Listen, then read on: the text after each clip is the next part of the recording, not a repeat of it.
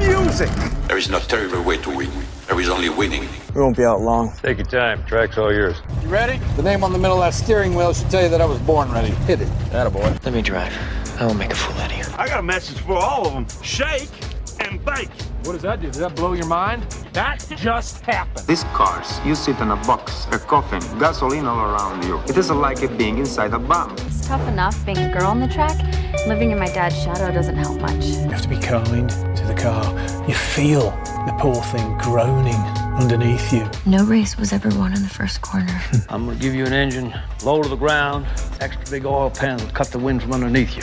That'll give you 30 to 40 more horsepower. Every one of us has to find a reason to do this. You do it because you're driven. Brakes are warm. Tires are warm. I'll work in the cars and I'll drive and I'll eat and sleep and I'll work in the cars and I'll drive. Damn fast, and when he runs so close together, it requires fantastic concentration and rather special skills. I was beginning to think I'd never be anything more than a piston-happy lead-foot punk. Then this starts to happen. If you're going to push a piece of machinery to the limit and expect it to hold together, you have to have some sense of where that limit is. Besides, the best drivers don't dwell on the future or the past. The best drivers focus only on the present. They could never have imagined it, those pioneers who invented the automobile, that it would possess us like this in our imaginations, our dreams. I'm gonna give you a fuel line that will hold an extra gallon of gas. I'm gonna shave half an inch off you and shape you like a bullet. Somebody put it in your mind you gotta be perfect every time out or you're a failure. Well, forget that. Just forget it. Racing is in my blood. I was put on this earth to race cars. I accept every time I get in my car. There's 20% chance I could die, and I can live with it, but not 1% more. No, Nicky, don't bring the percentages into this. Don't be a pro. The minute you do that, you kill what's good about this. You kill the sport. And at that speed, your reactions can barely keep up with these sudden changes in direction. You ready to put away your toys and grow up? You want me to work the pit and you drive? Fine, we'll try that. The car's a living, breathing thing, and she's alive. If any of us imagined, really imagined, what it would be like to go into a tree at 150 miles an hour, we would probably never get into the cars at all. None of us. Are you ready to become a real race car driver? I am just as good as anybody out there on that track, and I don't need anybody to win my races for me. I wish my daddy were alive to see this, to feel this. And when we get you primed, painted, and weighed, you'll be ready to go out on that racetrack. You hear me? You're gonna be perfect. You don't understand what happens, do you? They make 10,000 cars, they make them exactly the same way, and one or two of them turn out to be something special. Nobody knows why. When I won it was probably the last time I ever felt pure victory. So it has always seemed to me that to do something very dangerous requires a certain absence of imagination. Because I'm quicker than all of you. Soon you will know what it is like to be defeated by the hands of somebody who is truly better than you. The only thing to do here is to drive just as fast as you know how and hope your car doesn't break. And if you no longer go for a gap that exists, you're no longer a racing driver. If you ain't first, you're last. There's 40 other vultures out there who managed to finish the race on their tires. You see Darrell Waltrip using up his tires? There's nothing I can't do with a race car. I mean, hell, isn't that what we're in this for? To stare death in the face and to cheat it? I mean, come on, there's nobility in that. It's like being knights. Sometimes you could swear the whole thing's falling to bits. No pressure, nobody breathing down my back, just driving because I left it pure. On the other hand, I suppose potential problems are in the back of your mind all the time. So in many ways, I feel responsible for what happened. And You were. But trust me, watching you win those races while I was fighting for my life, you were equally responsible for getting me back in the car. You're so lucky. You sit there all closed in by machinery and bolts, precise things. There's hardly any room for you. It must be a nice, safe feeling. You gotta learn to trust something. Might just as well be the seat of your pants. A lot of people go through life doing things badly. Racing is important to men who do it well. When you're racing, it's life. Anything that happens before or after, it's just waiting. Well, we can drive. We can drive beyond the limits of the tires, the engine, the car, anything else. Look out there is the perfect lap. No mistakes, every gear change, every corner, perfect. You see it. I just hope when you do, that I'm there to see it. Ask any racer, any real racer. It don't matter if you win by an inch or a mile. Winning's winning. But it isn't just business, is it? What we do. It's passion, love, which is why we are prepared to risk our lives for it. Racing. That's the name of the game, isn't it? Win or lose, put up or shut up. Why does everybody keep telling me what my problem is? That you get so emotional. You would never, ever say that to a guy. If you don't leave your feelings off the track, you're never going to get what you want. I'm a race driver, and I can win it on my we race? Fine. Then let's race.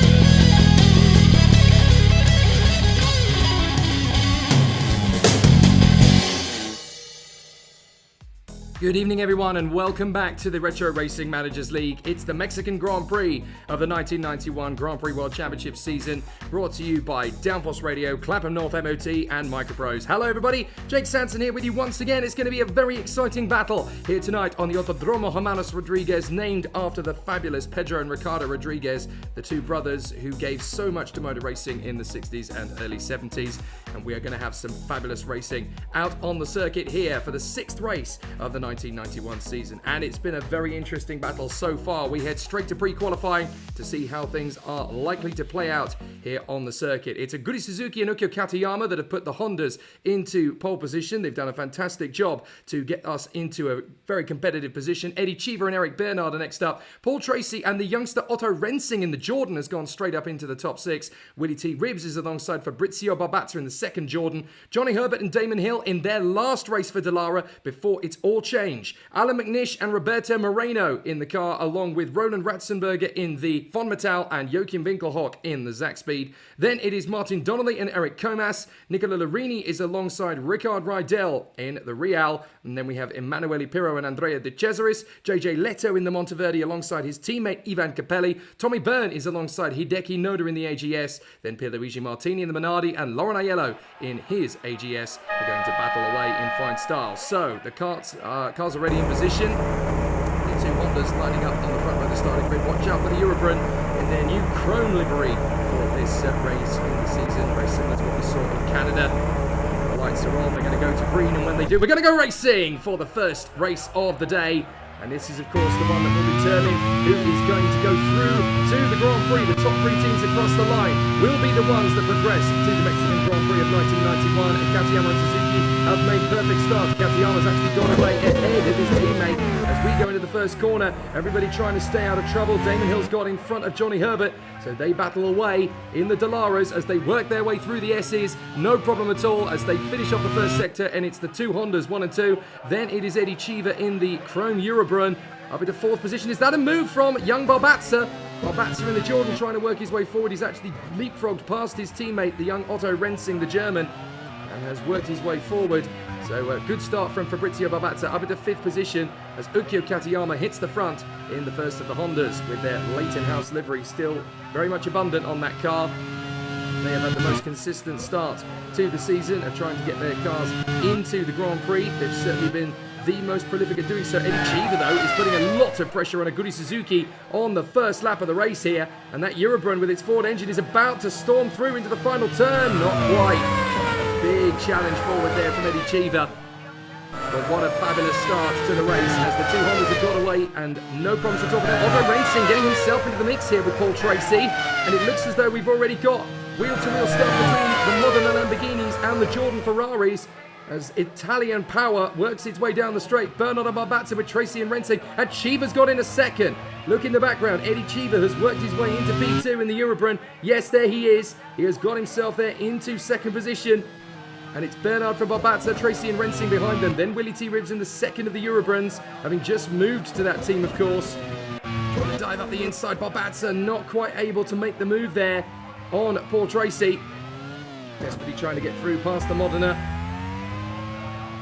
But, it's Bernard and Barbazza, then Tracy and Rensing.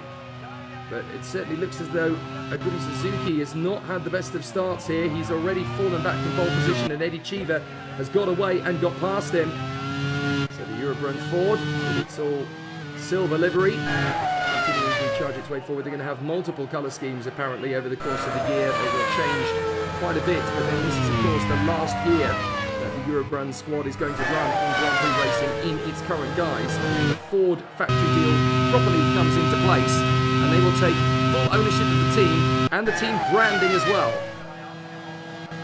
Still, the battles rage as they come down the straight, and this is going to be yet another squabble between Modena and Jordan. Both cars in each team going wheel to wheel. It's going to be Barbazza on the inside of Bernard. Just the wrong moment there is up the inside. We've got the Dalaras dueling away with the Colonis as well. So still some good duels all the way through. It's an interesting and very tricky squabble. As they come off the turn, we've got Rydell and McNish in the Reals going very well. Tell you what, Marcus Johansson's boys definitely starting to kick on a pace. As Pierluigi Martini and Minardi having a bit of trouble there in the opening phase of the race. Got himself down in 25th position. Katayama, Chiva, Suzuki, Barbazza, Tracy now in front of Bernard and Racing. So Tracy has worked his way through the slipstream on that lap and moved up into 5th position. But at the moment, it's no major change. We've got yellow flags. Somebody's off there. It's Rickard Rydell. It's Rydell, the Swedish driver in the Real. So he spun it there. Off onto the grass. He's got to try and spin turn the car. He has done so. So I'm afraid a bit of a moment there for Rickard Rydell. As he drops the Real, he has got going again, but that's very unfortunate for him, and so the Swede is going to have to try and work his way back into contention. But Katayama has just set the fastest lap of the race out in front of us, 3.4 seconds clear. Here comes Ratzenberger, challenging Herbert and McNish. Now on the main straight, going to have some good duels here, and up the inside, that's Rensing taking on Bernard. So Rensing has gone into 6th position past Bernard as well. Good move from the Jordan. So we've got Barbazza through into 4th, and we've got Rensing through into 6th, and that battle is crucial because that is for the honour to be the 3rd team into the Grand Prix, don't forget. So Katayama in the Honda, Chiva in the Eurogrun, and now Barbazza in the Jordan have done enough to get there. There's Ratzenberger dueling away with the Scotsman Alan McNish in the Real, trying to work their way forward, and there is Emanuele Pirro in the very different looking Reynard cars. This is their last race in that guise, of course, before the Renault team comes in and takes over from them. As the McDonald's livery was pulled quite instantly after the last race of the championship in Canada. So now they are running in their Reynard guise of the first racing team colours that have been made famous in Formula 3000. There he is, Roland Ratzenberger. I was going to say Eddie Chiba, but we've switched to Ratzenberger at the perfect time. Up the inside in the final corner, no. And McNish holds off the Austrian. Roland Ratzenberger is trying again. He's got a good line out of the final turn. Look at McNish trying to squeeze in there over the start-finish line as they go wheel to wheel into the first corner. So already some good battles, and I think Damon Hill has just made the move down Willie Routes. We go back on board down the straight this time with Winkelhock, and Ratzenberger did get through on McNish. Good overtake. And we've got Moreno and Herbert trying to go wheel to wheel there, with Hill having got past Willie T. Briggs up in front. So Ratzenberger on the move there, having got past and made some moves. Well, McNish has dropped all the way to 15th now, behind Nicola Larini and behind Andrea De Cesaris as well. So Nicola Larini in the Reynard and Andrea De Cesaris in the Coloni managing to gain some time as Ukyo Katayama continues to pull out the gap up in front. The Honda going well here as we are at the end of lap number 5. 35 laps in this race, 50% Grand Prix distance, and only the top 3 teams across the finish line, no matter what finishing position they're in. Only the top 3 teams across the line make it through to the qualifying for the Grand Prix. And Herbert up the inside. Oh, very close on Roberto Moreno. Tried his best to dive through up the inside. It's not going to happen on this occasion. So a very tough race battle. Wow, what a fabulous opportunity this is as they continue to squabble away. And still, the battles rage on. Here comes the opportunity now. Herbert diving up the inside of Moreno. And I think he made it through. We cut to Winkelhock having his own battle with McNish. Diving up the inside. Winkelhock leaves the braking lane, but he's got through. Nicely done as Joachim Winkelhock in the Zaxby moves up a position. So now Otto Rensing has managed to get past Eric Bernard. And Paul Tracy has got back through on Fabrizio Barbazza. So the Modena Lamborghinis are currently the 3rd team in. This is not good news for Fabrizio Barbazza. The Italian needs to step it up again and go after the Modena up front of the Canadian Paul Tracy, really getting used to these Grand Prix cars. Mind you, he was strong on home soil in Canada, and he's strong here in Mexico as well. Clearly used to the style of racing in North America. Suzuki. Here's Damon Hill. Trying to go for it in the final turn. No, he's not going to make that one stick on Eric Bernard. Bernard is going to hold him at it. But again, Damon Hill gets a good run off the final turn. Gets good purchase and good slipstream. He might just be able to work his way into 7th position.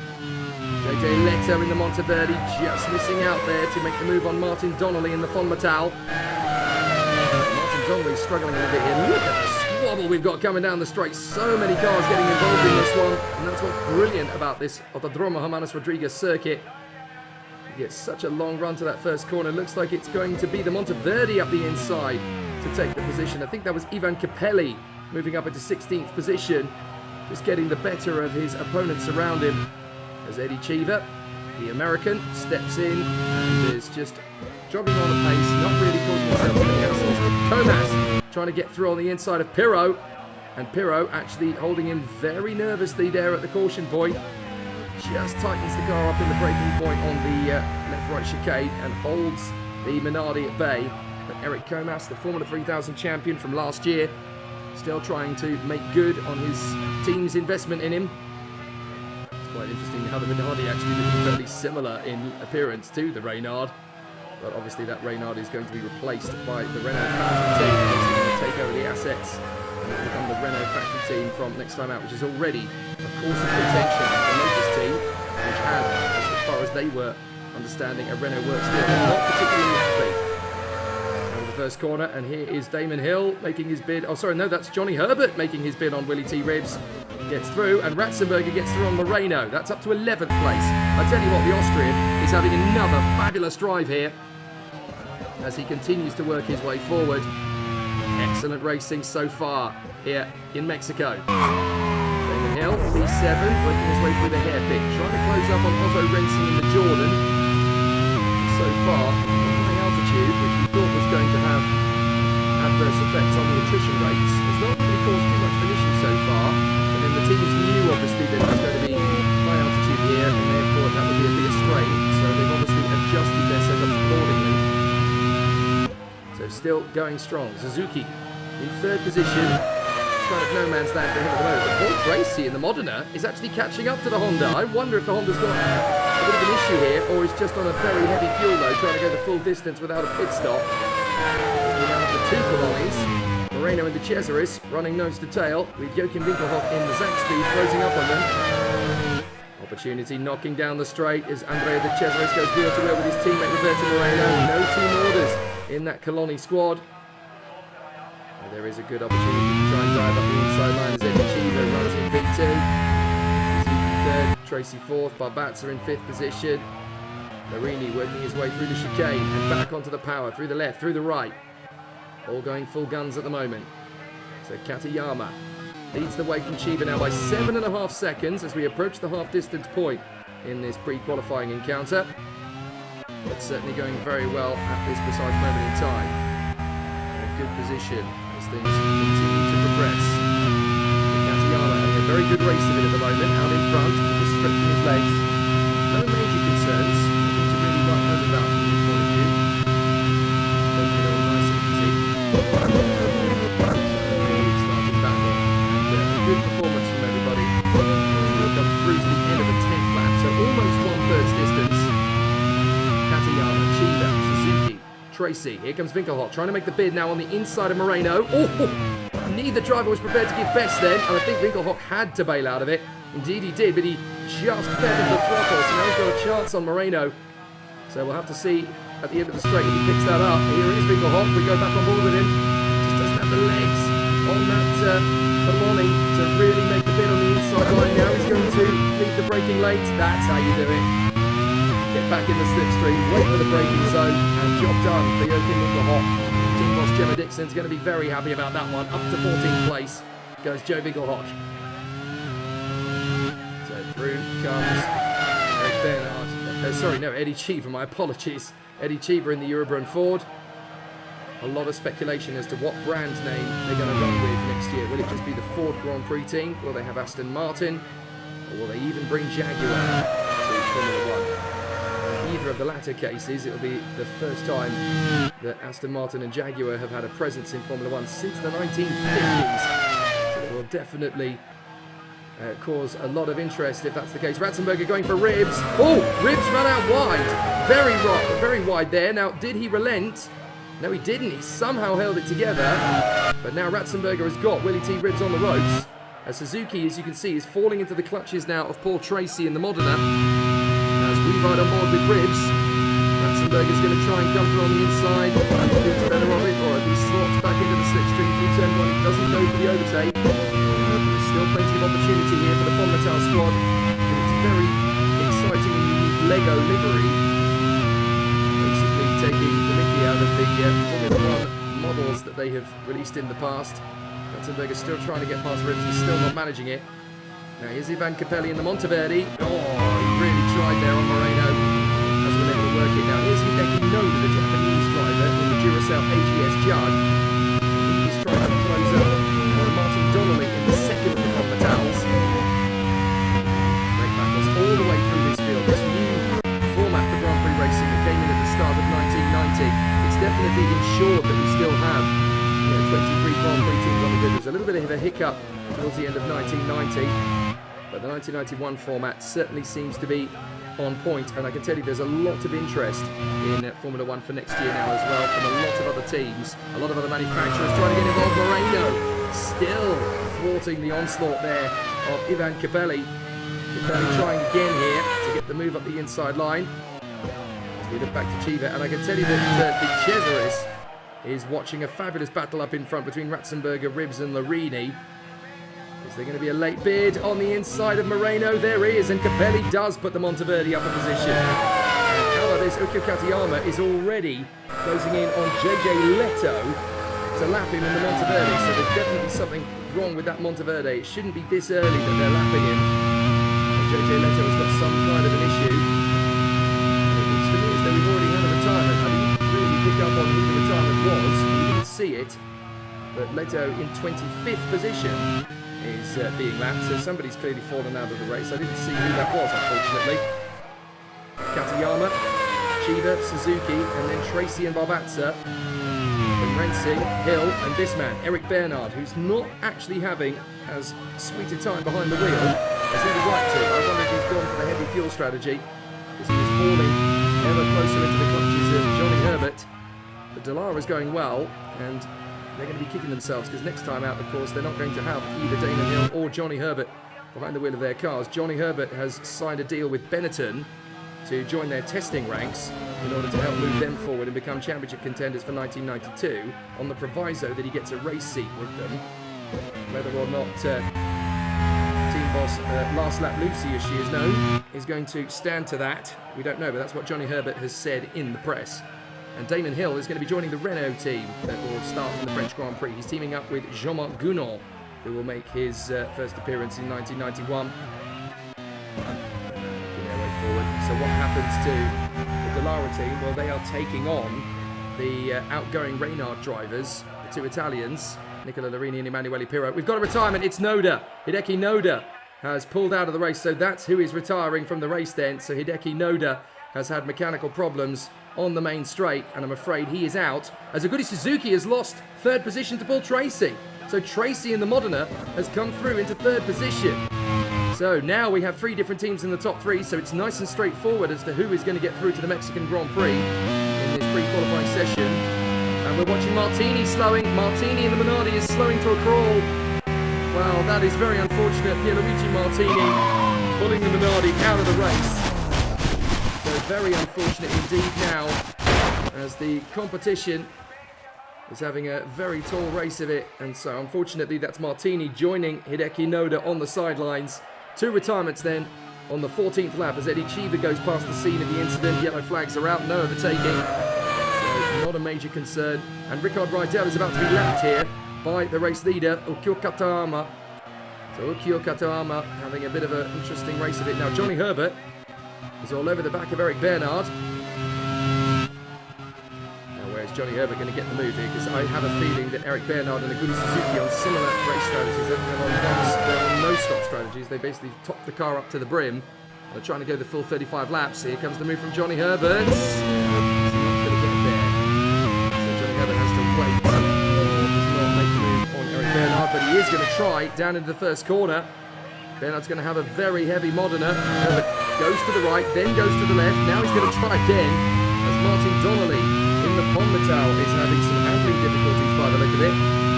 Into the first corner as Herbert got through on Bernard. Still battling away, I don't think so. I think Bernard has held on to the place while we haven't got back to the scene of that little battle. So Bernard and Herbert still having a fabulous duel as Ratzenberger, who followed his teammate of course, has now got himself into the top 10. So very good work from Roland Ratzenberger, the Austrian, definitely turning some heads. And Willy T. Ribbs is about to lose 12th here to De Cesaris. Andrea De Cesaris gets through in the Coloni. Very nice work. And I'm sure that Lewis Bassendale, team manager for Coloni, one more time before he actually goes to the Renault team in NR2 to go and join Renault. The Coloni team will end up reverting back to its original game plan. And I'm told that they are actually digging out the old Subaru engines. They've done do some work on them while they've not been used. So they will revert to Subaru power from the French Grand Prix onwards. And they're actually going to make a much bigger task of it than last time. They're really going to commit to it. As Eddie Cheever finds himself stuck behind Laura Yellow.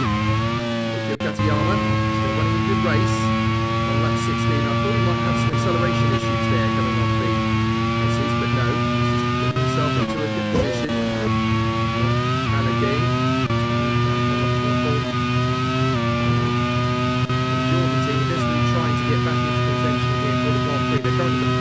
Team, so they need to get past this man, Paul Tracy in the Modena Lamborghini, and they need to get past Aguri Suzuki as well in the second of the Hondas in order to get themselves into position. Although actually the Modena is the more important car to pass, and there is Willy T. Ribbs still dueling with Joachim Winkelhock. So the American versus the German. The Euro 14 is now an all-American affair with Eddie Cheever and Willy T. Ribbs behind the wheel. So it's definitely a very senior team. They're one of the oldest driver pairings in the sport, but they're doing strong. Tracy and Mamatsu are in the pits together. So clearly, Jordan manager Toto Smith has essentially said whatever Paul Tracy does, follow him, because we can go with him in terms of strategy. We can try and use him to get on the same bit of track as him. Winkelhock tries again on Ribbs. Doesn't work in the final turn, and Ratzenberger's going out of the pits as well. So too is Nicola Larini. Also coming to the pits for a stop.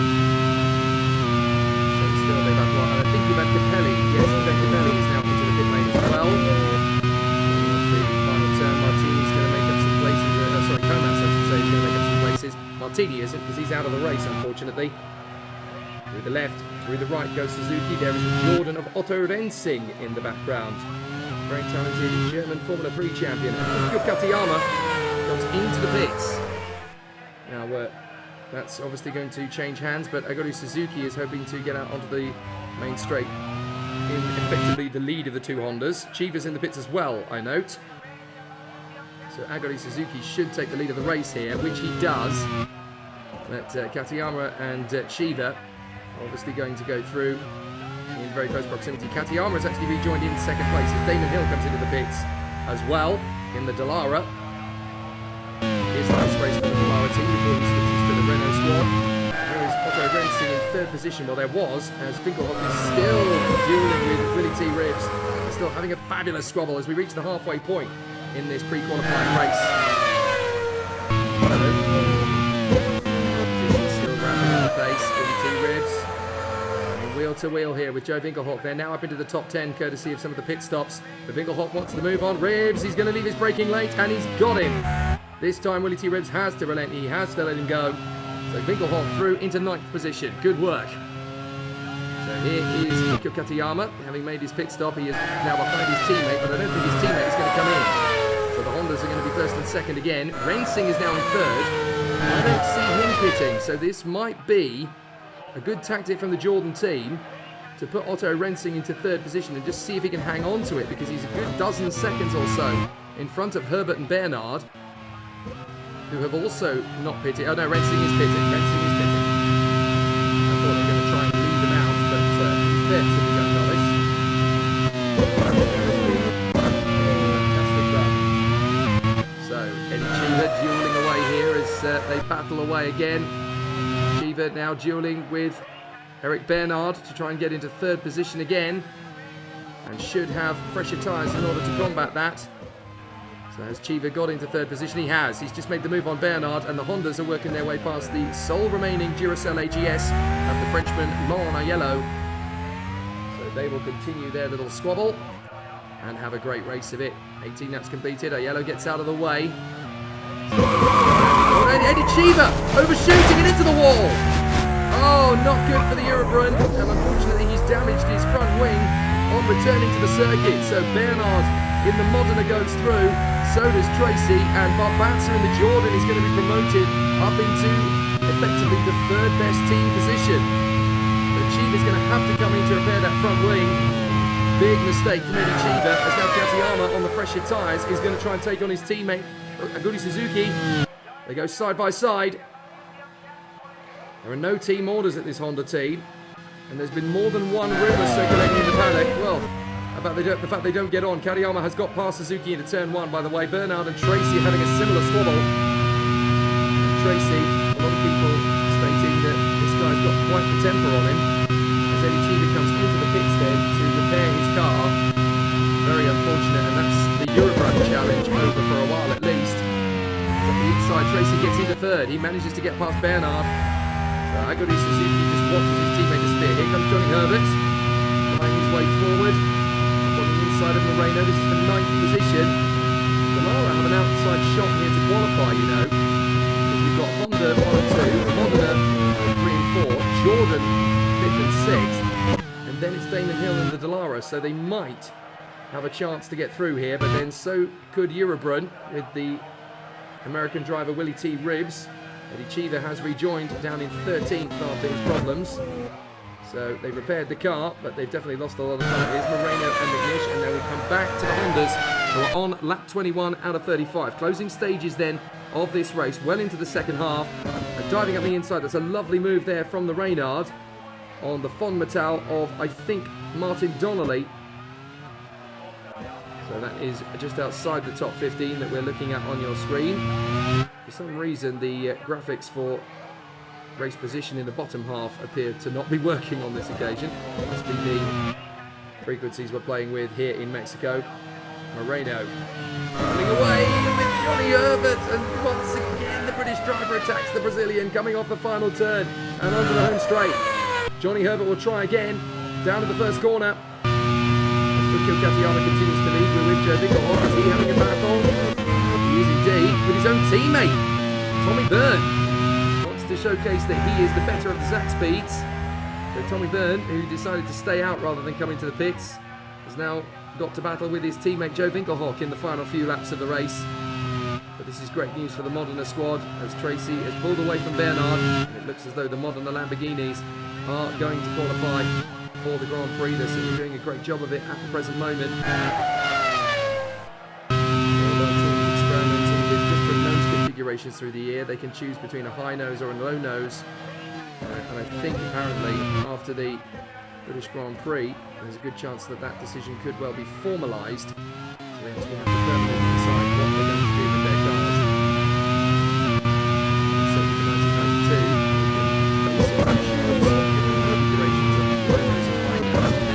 circuit they go to. That's what's being discussed in 1992. So the gap between the two Hondas is 5 seconds. Ratzenberger makes the bid on the inside of Pirro, and Emanuele Pirro is not going to let him have that one.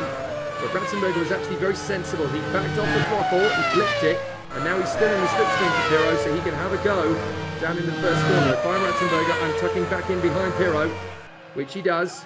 He hangs back, waits, now dives in for the inside, and that's beautiful from Ratzenberger. He really has yet again proved himself, Roland Ratzenberger, to be one of the stars of this championship this year, as Rickard Rydell finally closes in on Laurent Aiello and moves up into 23rd. So a good recovery drive from Rickard Rydell. He catches and passes his opponent and disappears. Very unfortunate that he made that mistake earlier on, because goodness knows where he'd be now without that. So Suzuki still just running in behind his teammate Uko Katayama. So the battles continue to play out here on the Autodromo Hermanos Rodriguez. 2 Hondas, 2 Modenas, 2 Jordans. Those are the 3 teams that are looking likely to go through at this moment in time, after we lost Eddie Cheever dropping down to 11th place. Here is Cheever trying to make the move on Roberto Moreno, trying to get the Eurobron team back into contention, but not when Roberto Moreno slams the door firmly shut in your face. He's not going to let that one get. So, still a great battle out there on the course. There's some very tough racing to come. Down the stretch they come again, into the hairpin. All going very well indeed from Honda's point of view. They just need to keep this going, but it's not always gone their way, don't forget. They've had their moments. They've just got to keep it together. Here's Martin Donnelly. Another good move, this time on Joe Dinkelhoff. He's managed to overtake him. Martin Donnelly not having the best of qualifying session. Is that Damon Hill slowing in the Dallara? Oh my goodness, Dallara, a big problem for them. So that takes the pressure off Jordan for a while at least, as Damon Hill pulls off the road in his final event for Dallara. He's got to hope that he'll have much better fortunes with the Renault factory team when they make their first appearance at the French Grand Prix at Magny-Cours next time out.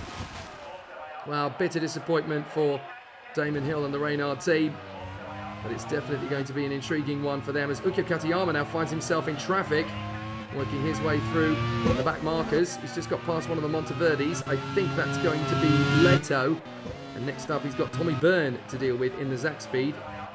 And there is Paul Tracy getting on with it. Ratzenberger still putting his moves on. His next target is Alan McNish. I tell you what, a lot of teams will be keeping an eye on Roland Ratzenberger. He may have a bit of a tricky car to drive in the Fondatal, but when he's got a good setup underneath him, he really can make use of it. And Ratzenberger has got past McNish into the first corner as we watch McNish's teammate Rickard Rydell, the Swede. But what a fabulous battle from Ratzenberger, and again, he's made two feisty drives. Roland Ratzenberger definitely turning some heads here, making some very steady progress in the Fondatal team. And that's Nicola Larini slowing. So Nicola Larini, I'm afraid, in the Reynard, is pulling off to retire.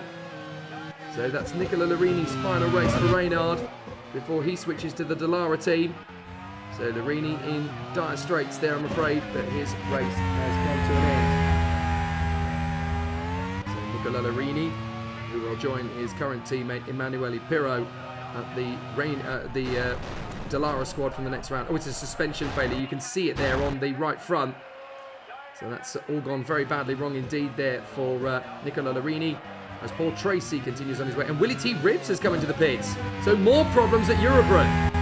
More problems for the Eurobrun Ford team then, I'm afraid, because that is unscheduled for Willie T. Ribbs. He must have some kind of electrical difficulty or what have you. But certainly a very difficult race there. As still the competitors battle on. Not the easiest of races to predict now. In the midfield, still plenty of people battling away. But there's still a lot that can happen here. Paul Tracy, third position. Katayama Suzuki long gone up front. So Tracy's just got to hold this relatively decent gap. 10 seconds over Otto Rensing. Very impressive work from the young German. He's actually outpacing Fritz Babatza. Babatza wants to get back through on Bernard. As both drivers lose ground there in the final hairpin. Eric Bernard is going to have his cards marked here. Here comes a very quick Fabrizio Babatza.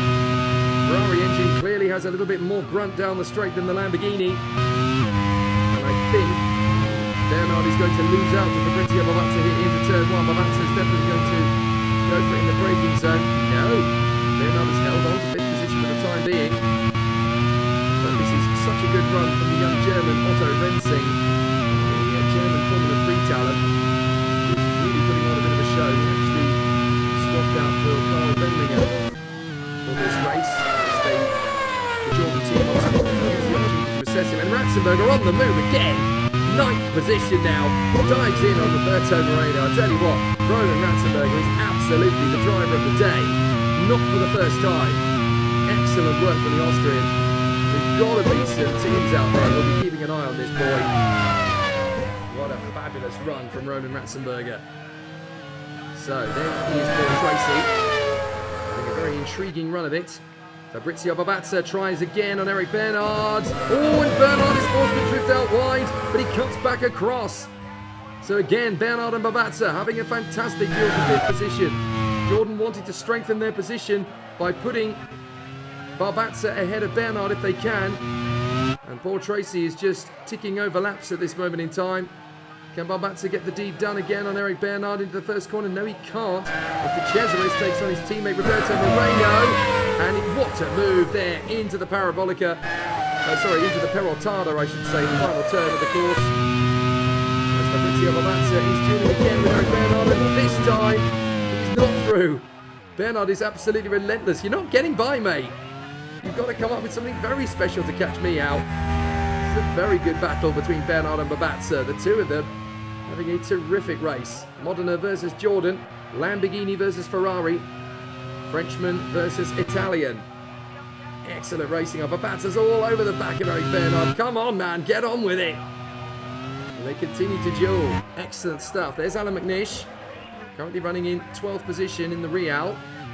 But how quick are those Hondas? They've managed to lap Joe Winkelhock in the Zap speed.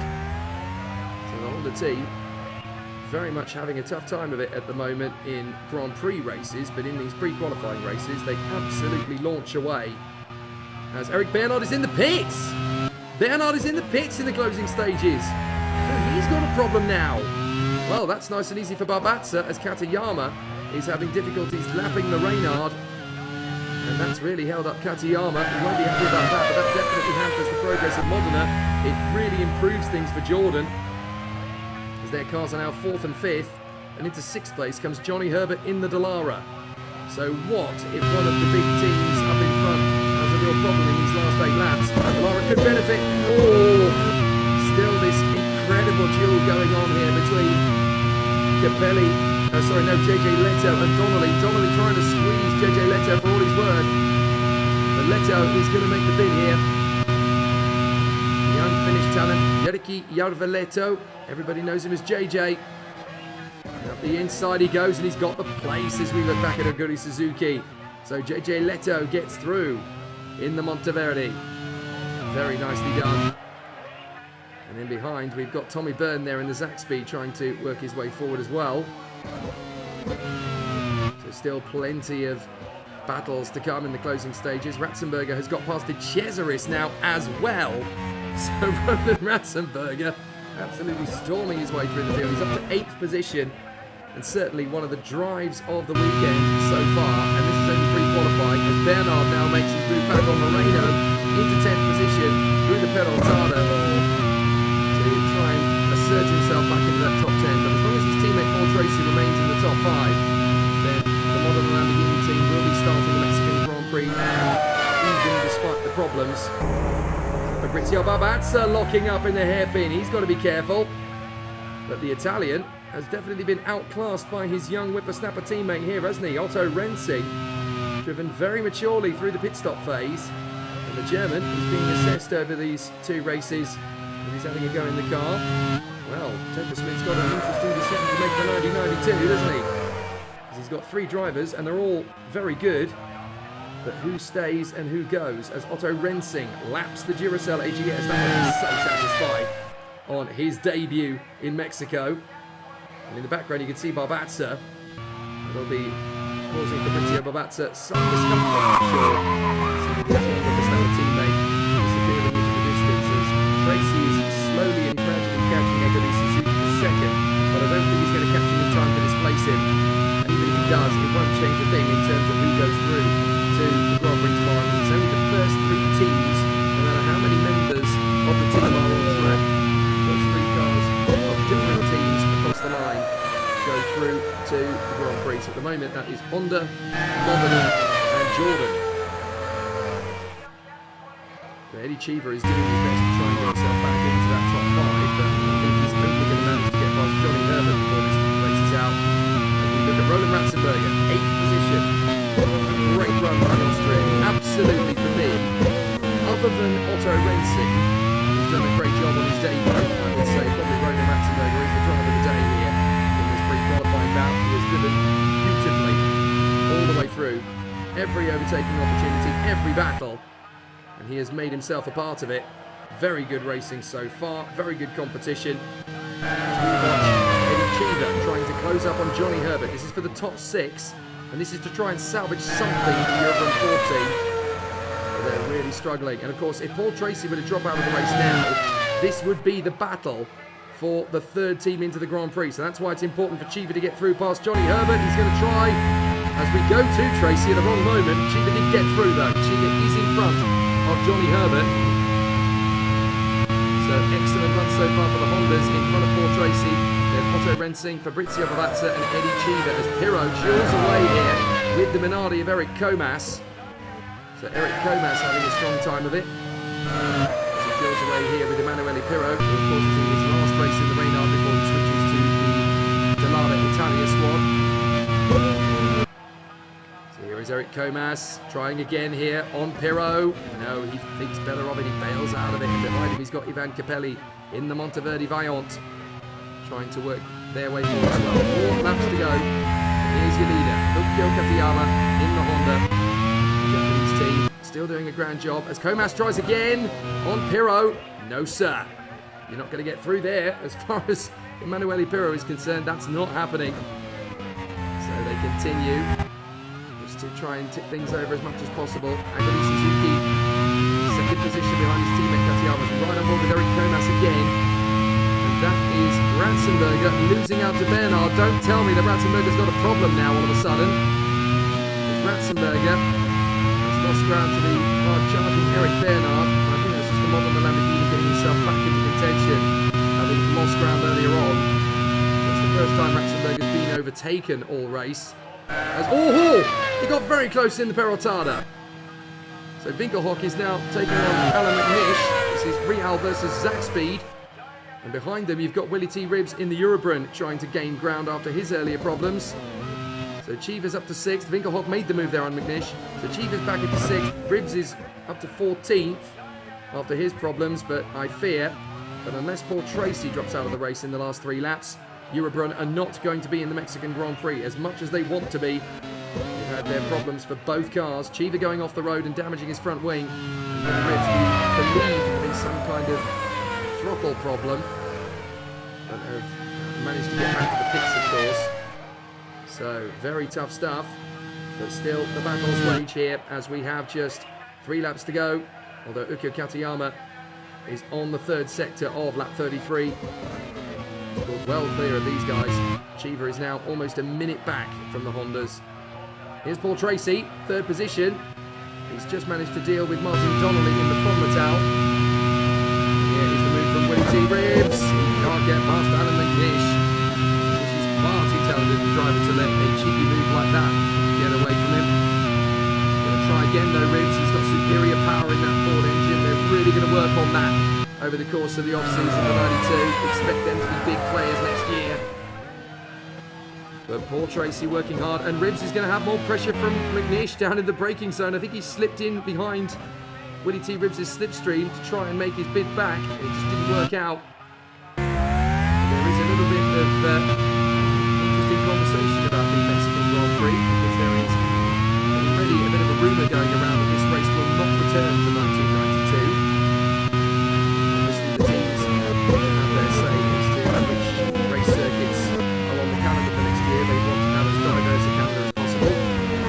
The RRML has made it very clear that they want to visit all 6 continents. So there is a contingency, there is a rumour going around that the Mexican Grand Prix could well be replaced next year by the South African Grand Prix. They could be reviving Kyalami as a venue for a Grand Prix. But this man, Ukyo Katayama, oh no, sorry, that's his teammate, that's Aguri Suzuki. Katayama's having a great time with it up front, but he is going to take the checkered flag in a brilliant race battle here. As Ukyo Katayama, who is on the final lap now, will have a fabulous run to the finish. Great chill towards the end here. We've got Pirro still having a great run here with Capelli. Is that the Honda trying to get past them? Yes, it is. You've got to be careful, guys. Because that's Aguri Suzuki in the mix with them all. As Tommy Byrne gets out of the way and lets one of the Jordans dice through. But Paul Tracy is only 3 seconds back from Aguri Suzuki now. He cannot afford to lose too much time in the traffic. That could be very embarrassing on the final lap. What a difference changing tyres make between these 2 cars and having a heavy fuel load, because Katayama and Suzuki's fuel load will be very comparable at the halfway point, but having fresher tyres means that Katayama can pull away to the tune of 28 seconds Now that is obviously data that the Grand Prix teams then use going into the Grand Prix to assess their strategy. Katayama has crossed the line. I'm not sure why we're not looking at him, but Katayama has crossed the line. Maybe the director wants to look at other things. Katayama has come through to take the checkered flag. Honda go through to the Grand Prix. Suzuki will come through for second. And it's going to be Paul Tracy in third position that will also get through. He's having problems with the traffic in the closing stages as well here. But Aguri Suzuki almost getting caught by Paul Tracy in the closing stages. But Tracy got held up too.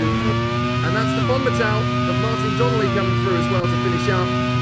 But it's Rensing that has done the great work here. Otto Rensing, the German, has done a brilliant job here. Fourth position and has put the Jordan team into the Grand Prix. Excellent work. So Honda, Modena and Jordan will be the teams in the Mexican Grand Prix of 1991. What a drive from this boy, Otto Rensing. A very impressive run indeed. And a very strong run indeed for the German Formula 3 champ. And there is your race finished. So an excellent performance then here at the Autodromo Hermanos Rodriguez. And here is the confirmation of the results. It's the two Hondas in first and second place. Paul Tracy in third from Otto Rensing and Fabrizio Bobazza. Chiva in sixth, just missing out Eurobrunn on the Grand Prix. Herbert, Bernard, the brilliant Roland Ratzenberger, and Andrea De Cesaris in the top 10. Then Jo Winkelhock, Roberto Moreno, Willie T. Ribbs, and the Real Ilmore of Alan McNish coming through after their great battle. The Monteverdi of Ivan Capelli from Emanuele Pirro and JJ Leto in the Monteverdi. Rydell, Comas, Donnelly, Byrne, Aiello, and then that's all she wrote. Lorraine was out of the race. So too was Damon Hill with a gearbox failure. And there were oil leaks for Pierluigi Martini and Hideki Noda. Great racing here in Mexico. And a fabulous performance from the Hondas. The fastest lap of the race. Well, I don't think it's going to be too big a shock for people, but we will confirm it. It is, of course, the Honda team. Okio Katayama half a second quicker than Bernard with Chiva, Tracy, Rensing and Hill following it up. So, fabulous performance so far in the Mexican Grand Prix of 1991. We now know that it's going to be the combination of Honda, and then, of course, it will also be Modena and Jordan going into the Grand Prix. Stay with us as the Mexican Grand Prix is next.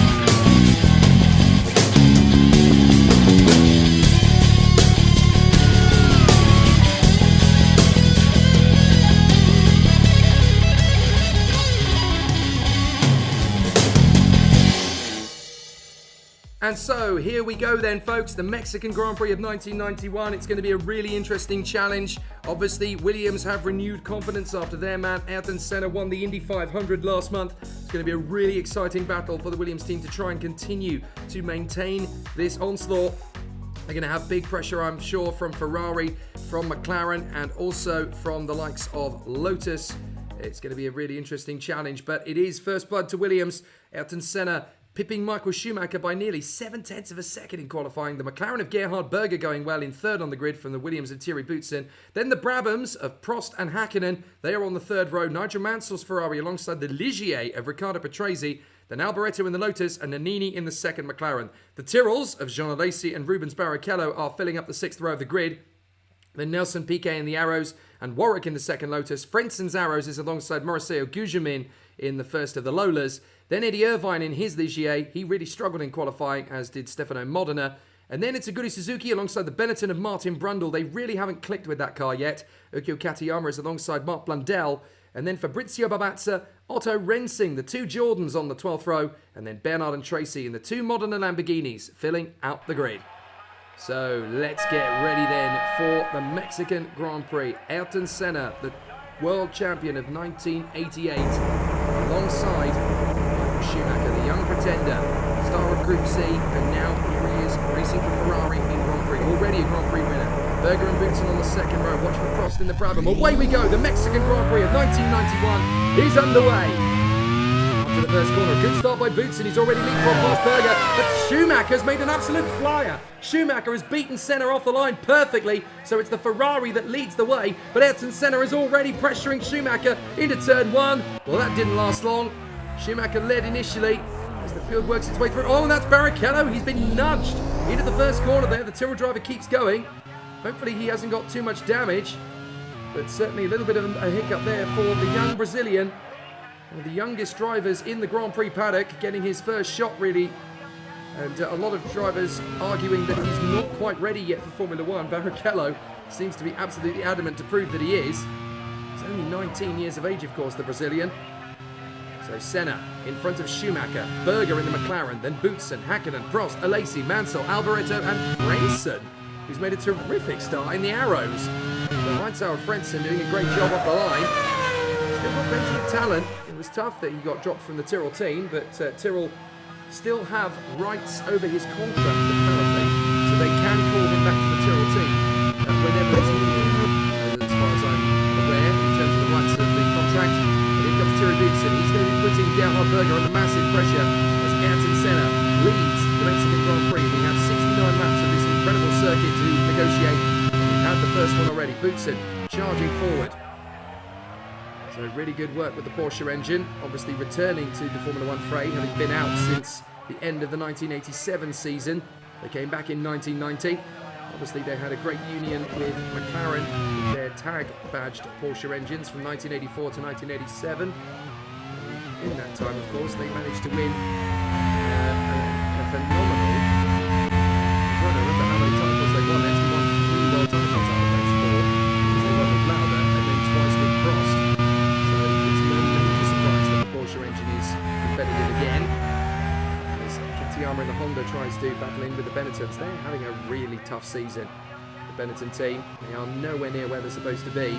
They do pick up points occasionally, but apparently they're going to have some big upgrades that will come into effect in France. They have obviously made upgrades, but it's been tricky for them to utilise them here in Mexico. So apparently we're going to see a really big charge from them in France. We'll have to see how that comes. But anyway, good battles all the way through as Alesi in Tyrrell is trying to shake off Alain Prost in the Brabham, and Hakkinen likewise is going to Boutsen in the Williams. As we watch Suzuki for some unknown reason. Thought he might be having some kind of mechanical problem there, but not quite.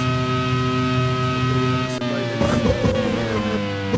The director seems to be rather in favour of Rui Suzuki. We saw a lot of him in the pre-qualifying earlier, and we seem to be seeing a lot of him already on lap 3. So here's Senna, the Brazilian driver, now a winner at Monaco and a winner in the Indy 500. I wonder if he would ever be tempted to go for the Triple Crown at the Le Mans 24 Hours. Certainly looking very exciting at the moment. There is Nannini, chasing down Beligier of Riccardo Patrese. Going very well here.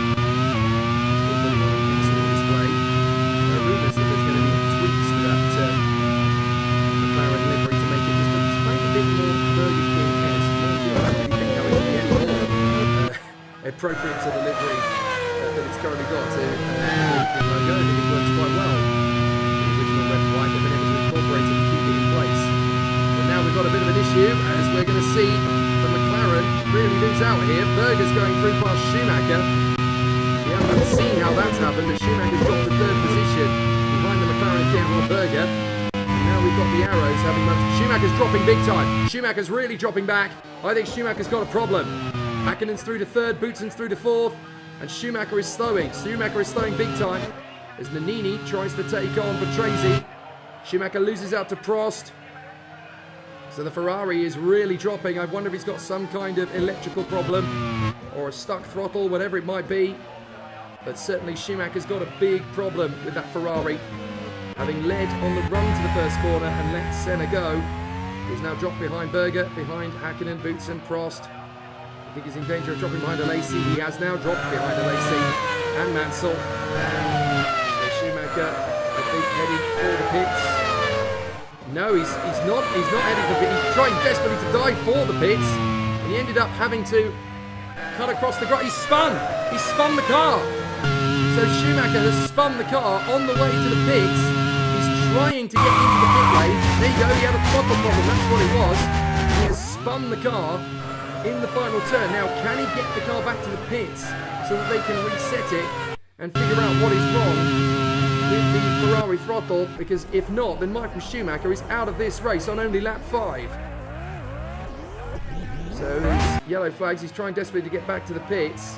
We'll have to pick up on that later, but his teammate Mansell is now 7th in front of the Italian Michele Alboreto, who has got an opportunity here on the inside. So Schumacher did make it back to the pits in dead last and already in danger of being lapped on only the 5th lap of the race. So very difficult indeed for Michael Schumacher to swallow that bitter pill.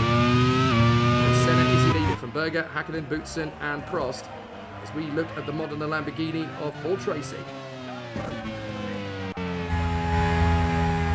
So the pre-qualifying cars all still very much in the mix of each other. Still having a very solid race. And they want to try and keep everything going full guns blazing here. Working very hard at the wheel. There's still some very solid performances from our competitors here. And good racing.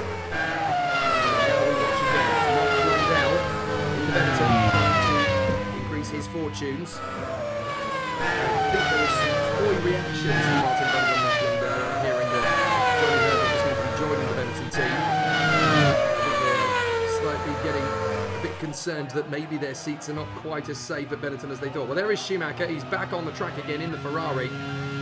So at least he's still going, but right down at the back now. So that's definitely cost Michael Schumacher any chance of winning the Mexican Grand Prix. And he was looking very good too at one point. Berger's dropping back now. Berger in the McLaren has dropped back. So what has happened to Gerhard Berger, because he's looking up. Oh, that's Alesi! Alesi has spun off. So I think Alesi and Berger were having a bit of a duel with each other. So Alesi's had a moment there as Ayrton Senna comes through to finish the lap. Well, Alesi has dropped to the back of the queue and now Berger has dropped back as well. There is the McLaren of Berger, so he has recovered. I wonder if Berger and Alesi got into the walls with each other. Unfortunately, our replay machine isn't really working, so it's working yet. But now the two Arrows cars of Piquet and Frentzen are dueling just outside the top 10. We've got the McLaren diving up the inside. That's Berger getting Patrese. Barrichello has got past Nannini, by the way, and Frentzen has got past Piquet. So lots of overtaking on the main straight. And the Honda has got the better of Martin Brundle for the time being. As Jean Alesi now comes into the mix with damage to the Tyrrell after his little moment. That's been a little proof of what happened there. But because Berger dropped back a few places and Alesi fell right to the back of the grid, we can only assume that either they got into the wars with each other or one had to get out of the way of the other. So a very interesting situation for the contenders. Still they battle away. But Mika Hakkinen, through all of this, has rather quietly got into second place, the reigning world champion. A lot of people very shocked that he could win the World Championship in his rookie season, but people saying this kid's got an amazing future in front of him. And for the fact that quite a few teams are courting Mika Hakkinen's services for 1992. The rumours already going around about Williams, Ferrari and McLaren all very keen on his services. There's even a wild rumour that Tyrrell are going to make a bid for Mika Hakkinen. A lot of it, of course, is all paddock gossip. You never really know who's talking to who until the silly season opens up, but it's at the Hungarian Grand Prix later this year. Actually start. Prost is going off! Prost goes off there, and he's been hit! Prost has been hit by Mansell! So Prost has been hit by Nigel Mansell on the way onto the circuit, and I'm afraid Alain Prost very much there, causing his own demise at the expense of Nigel Mansell as well. Mansell only lost a place to Alboreto. Mansell and the Ferrari is going to be absolutely fuming about that, and Prost is now stationary at the side of the road. Has he got a car that can actually keep going, or is Prost out of this Grand Prix? And if that's the case, then I'm afraid that's driver error for Alain Prost, and he's got that absolutely terribly wrong. Senna leads the way from Hakkinen, Boutsen, Alboreto and Berger in the McLaren. And Mansell is dropping back as he's coming into the pit, so he's got damage. So there goes Ferrari's race. And we are not even 10 laps into the Mexican Grand Prix. Schumacher with a stuck throttle, and Mansell essentially being taken out of the race by Alain Prost. Prost rejoined the circuit right into the path of Nigel Mansell. Very unfortunate, but I'm afraid very blatant from Alain Prost. There's a good chance that there could be an incumbent penalty for Alain Prost. But then again, he has already dropped out of the points, so what good can you actually do him at that point? So Senna, Hakkinen, Boutsen, Alboreto, Berger, Patrese, Nannini, Barrichello, Fredson and Piquet. Let's Benjamin, who's in the 11th position ahead of Irvine, Warwick, Rensing, and then Martin Brundle and the Benetton. But Senna in that Williams Porsche is pulling away to the tune of a second per lap. Here is Otto Rensing in his first Grand Prix with the Jordan team. Doing a marvellous job here in Mexico. He's still ahead of his teammate, Fabrizio Barbazza, who's down in 16th position. Martin Brundle's Benetton. And this Jordan team, they've got some potential, haven't they? They're starting to put some names out there, of course, that's for sure. As we have a change of position, I do believe, as Warwick has managed to get past Eddie Irvine. Now Mark Blundell is taking on one of the Hondas. So Derek Warwick in the Lotus has overtaken the Ligier of Eddie Irvine. Here comes the move from Mark Blundell, who gets the overtake on Ukyo Katayama's Honda. So there's great overtakes everywhere you look. And Thierry Boutsen is now edging towards Mika Hakkinen in the Brabham. Let's see if this can't be a Williams 1-2. Thierry Boutsen, very experienced racing driver. Still plenty of popularity within the Grand Prix fold. Whether or not he keeps his seat for the 1992 season or not, we don't know, but he's certainly done a good job with the Williams team. He's already won a Grand Prix this year as well. So that would suggest that there's no need to change anything in the Williams team. Senna being the ipso facto team leader and doing a great job of it. And his teammate Thierry Boutsen having a very solid season so far with the Williams team. I have to say, one man that's worth mentioning at this point is Michele Alboreto in the Lotus. He did say recently he needed some fortunes to change to give him enough of a reason to stay in Formula One. For the Renault engines to do something against the Renault agenda coming back into Grand Prix racing as a factory effort. Here's Prost in the Brabham. He has recovered down to 24th position, but he is ahead of Nigel Mansell still.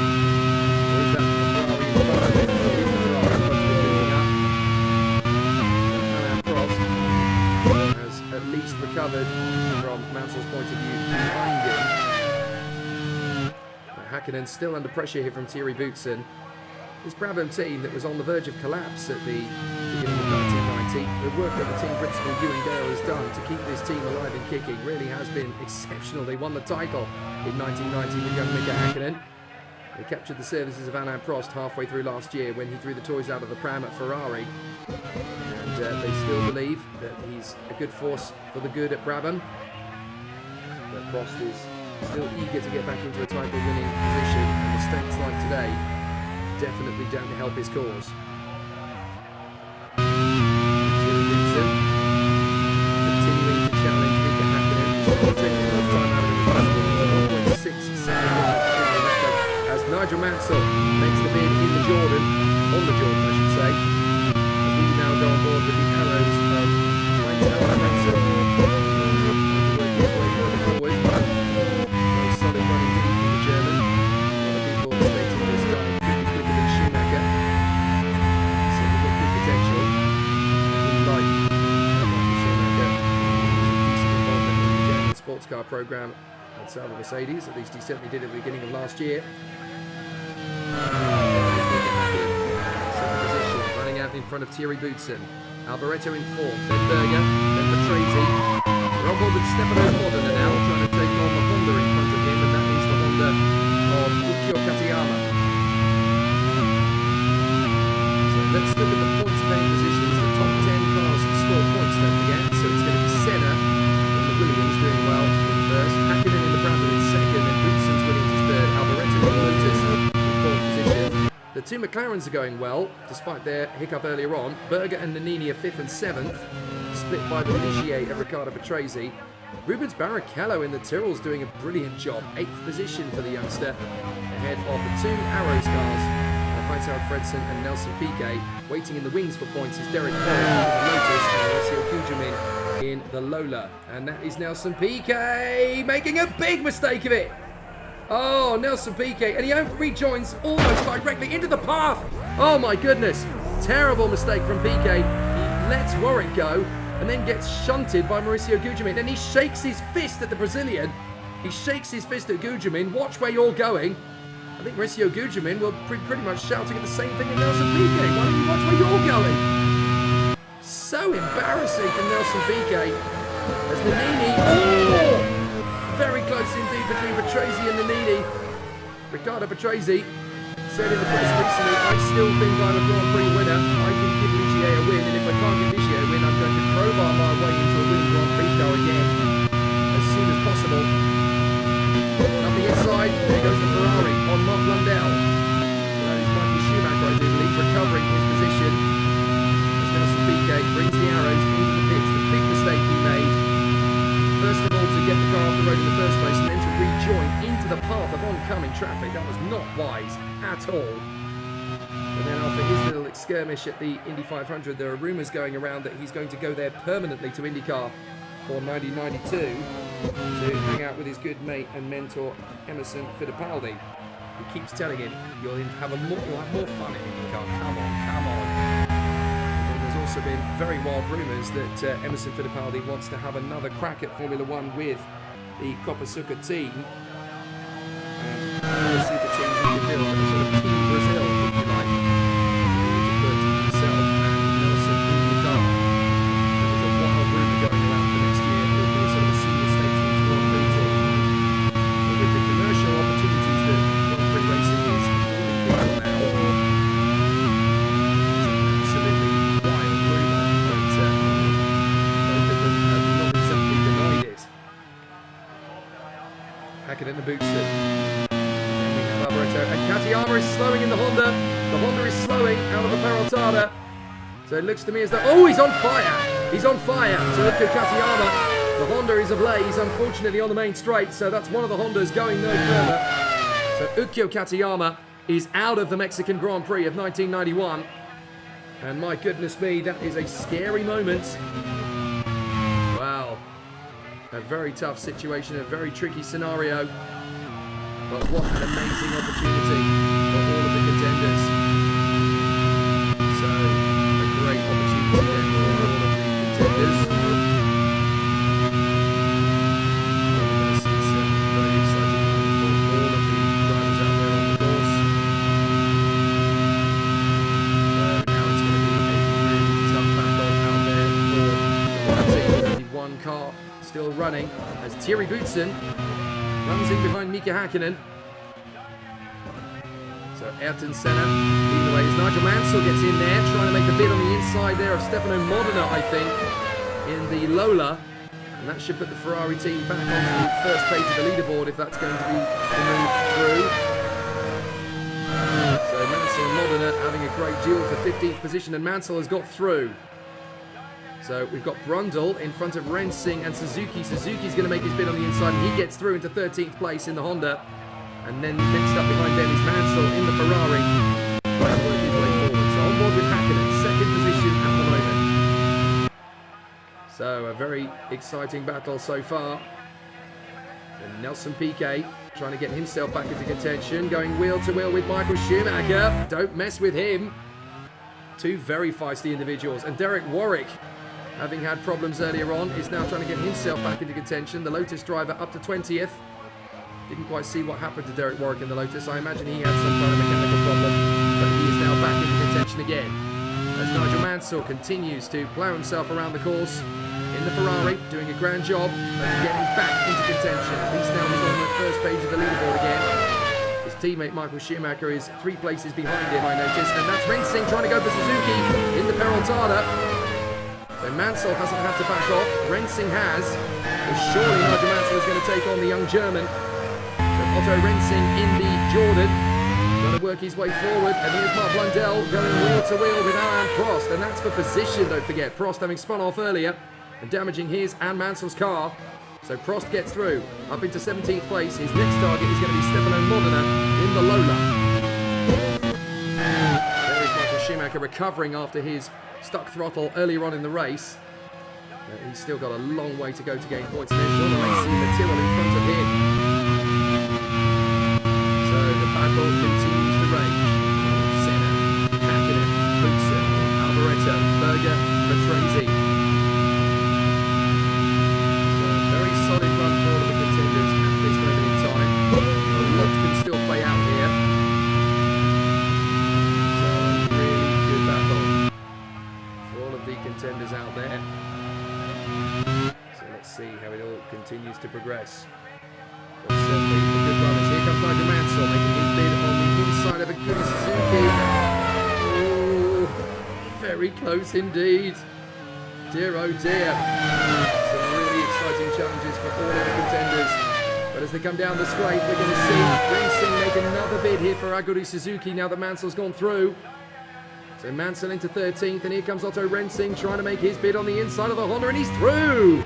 Otto Rensing! Great job from the German. It's proof that it doesn't matter how quick you go in pre-qualifying, if your car is not set up for the full Grand Prix distance the same way, then, well, Jordan definitely able to outclass the Honda team in the Grand Prix once they get through. It just shows you the difference between a pre-qualifying setup and a race setup. It's not always quite so easy for the teams to get it right. And there is Riccardo Patrese, running in 6th place in the Ligier, ahead of Alessandro Nannini in the second McLaren. Berger's still there in P5. Now here's Derek Warwick in the Lotus. Still going very well through the S's. Trying to take on the second Jordan. This is Fabrizio Babazza behind the wheel. So Derek Warwick in the Lotus, trying to make his presence felt here with the Jordan. Away. Here's Warwick in the Lotus. Look in the background, and you should see Jean Alesi in the Tyrrell and Michael Schumacher in the Ferrari trying to recover after losing time earlier on. Mansell's going beautifully. He's made his way up to 12th now, past Martin Brundle in the Benetton. His next target is going to be the second of the Lolas. He's already got past Modena. Now he's going to go for Mauricio Gugelmin, who ended up essentially having nowhere to go but into the path of Nelson Piquet earlier on. And here is the other Tyrrell. We talked about Jean Alesi earlier, but what about this boy? Rubens Barrichello. Quite an incredible talent. And the Brazilian is definitely one to watch. He's only just turned 20. I thought he was 19. He's only just turned 20. Oh boy, is he a star in the making. He has got an incredible future ahead of him. And he's certainly looking good for an exciting challenge.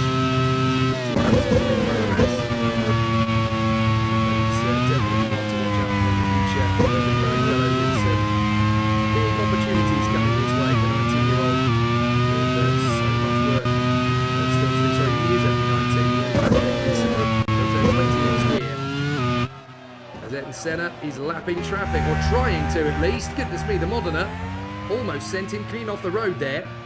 And don't forget, he's had moments like that in the past as Otto Rensing comes into the pits. Now, I think this is the first round of pit stops rather than a problem. So Otto Rensing doing a great job there, getting up as high as 13th, I think, in the Grand Prix at one stage. 14th, I should say, sorry. Getting away with Aguri Suzuki. But that's a scheduled pit stop for Jordan, I do believe. So still they continue, still they battle on, but it's going to be a really strong contention from here on out. So Hakkinen going full gun blazing here down the straight. Another opportunity. So Eric Bernard, in this moment there on the inside is the arrows, so Bernard has to let Nelson Piquet go through. As we run above with the logo of Stefano Modena.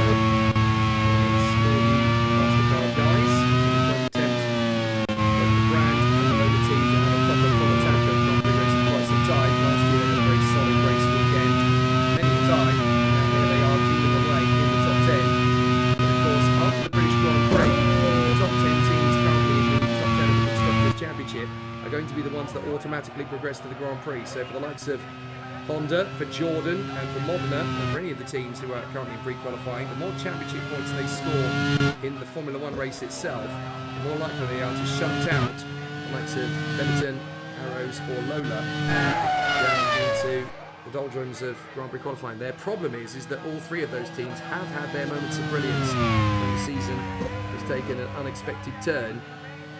There is Thierry Boutsen with Williams, just a few seconds back from Mika Häkkinen in the Brabham. We'll have to see how it all goes. Alvaretto is being caught now by Gerhard Berger in the McLaren, I should point out, and there is Otto Rensing, the first of the pit stoppers. He has joined the back of the grid, but this is all going to change again, don't forget. So the young German talent, Otto Rensing, doing a fine job. He's certainly not the youngest driver in the field by any stretch. He is 29 years of age. He's won the Nürburgring 24 hours. He's become the German Formula 3 champion in recent times. And the Jordan team wanted to reward him for his efforts to give him a chance in Grand Prix racing. Here's Jean Alesi diving in on Warwick. You've got to be so careful going up against somebody like Derek Warwick. He's never going to give you any room at all. And Jean Alesi has already proven himself to be a very emotional chap, a very feisty driver. Won the Formula 3000 Championship, don't forget, in 1989. And Senna is the first big name to pit. So Ayrton Senna comes into the pits in the Williams Porsche, and that is on schedule. So Mika Häkkinen should take the lead of the Grand Prix unless he too is going to go into the pits, in which case Thierry Boutsen will take the lead of the Grand Prix. But no, I think Häkkinen is going to motor on. So Häkkinen goes through and Boutsen goes through. Alesi again tries on Derek Warwick to make the move, and he can't get there. So Senna rejoins in third position as Berger comes into the pits as well from McLaren. So there is Senna out of the pits in third position. So that much time is obviously built up a very decent gap in the early stages. And into the pits. Oh, two cars coming into the pits at exactly the same moment there. That was the Ligier and the Ferrari, I do believe. That was Irvine and Mansell. So Mansell coming into the pits, and then Irvine at the very last minute deciding he wanted to do the same thing. They just managed to avoid the contact, but Eddie Irvine, feisty as you like and very determined, he's got a bit of a reputation, Eddie Irvine, for rubbing people the wrong way. He's got to be careful of that in future. Here's Michael Schumacher going wheel to wheel with Derek Warwick in the Lotus. As coming towards us, we've got Gujamin lapping the Honda. Oh no, sorry, that was Modena Suzuki during away for position. I do apologise. Well, here is the new race leader, Mika Häkkinen, in the Brabham Millmore, out in third position. With fabulous talent, won the championship in 1990 as a complete rookie. Nobody expected him to do that. Clearly, Ewan Gale and the Brabham team saw something in him that they thought was just that little bit special. So Mika Häkkinen leads the way. Into the pits comes Boutsen, and into the pits comes Patrese and Nannini. So the Ligier and the McLaren also in along with Thierry Boutsen's Williams. But there is the loader, still having a solid run. Stefano Modena dueling away with Aguri Suzuki in the Honda. So still they battle away. The Honda team taking over from the Leighton House team. Speaking of an all-new team, although they still have Leighton House sponsorship. Work that one out. But the entry is officially a different entry, which is why they've had to pre-qualify this year. So down the straight, up towards the hairpin again, and Michael Schumacher is in the pits for his scheduled pit stop. So this is definitely a tough race day for Ferrari, isn't it? But at least now Mansell and Schumacher have their pit stop schedules.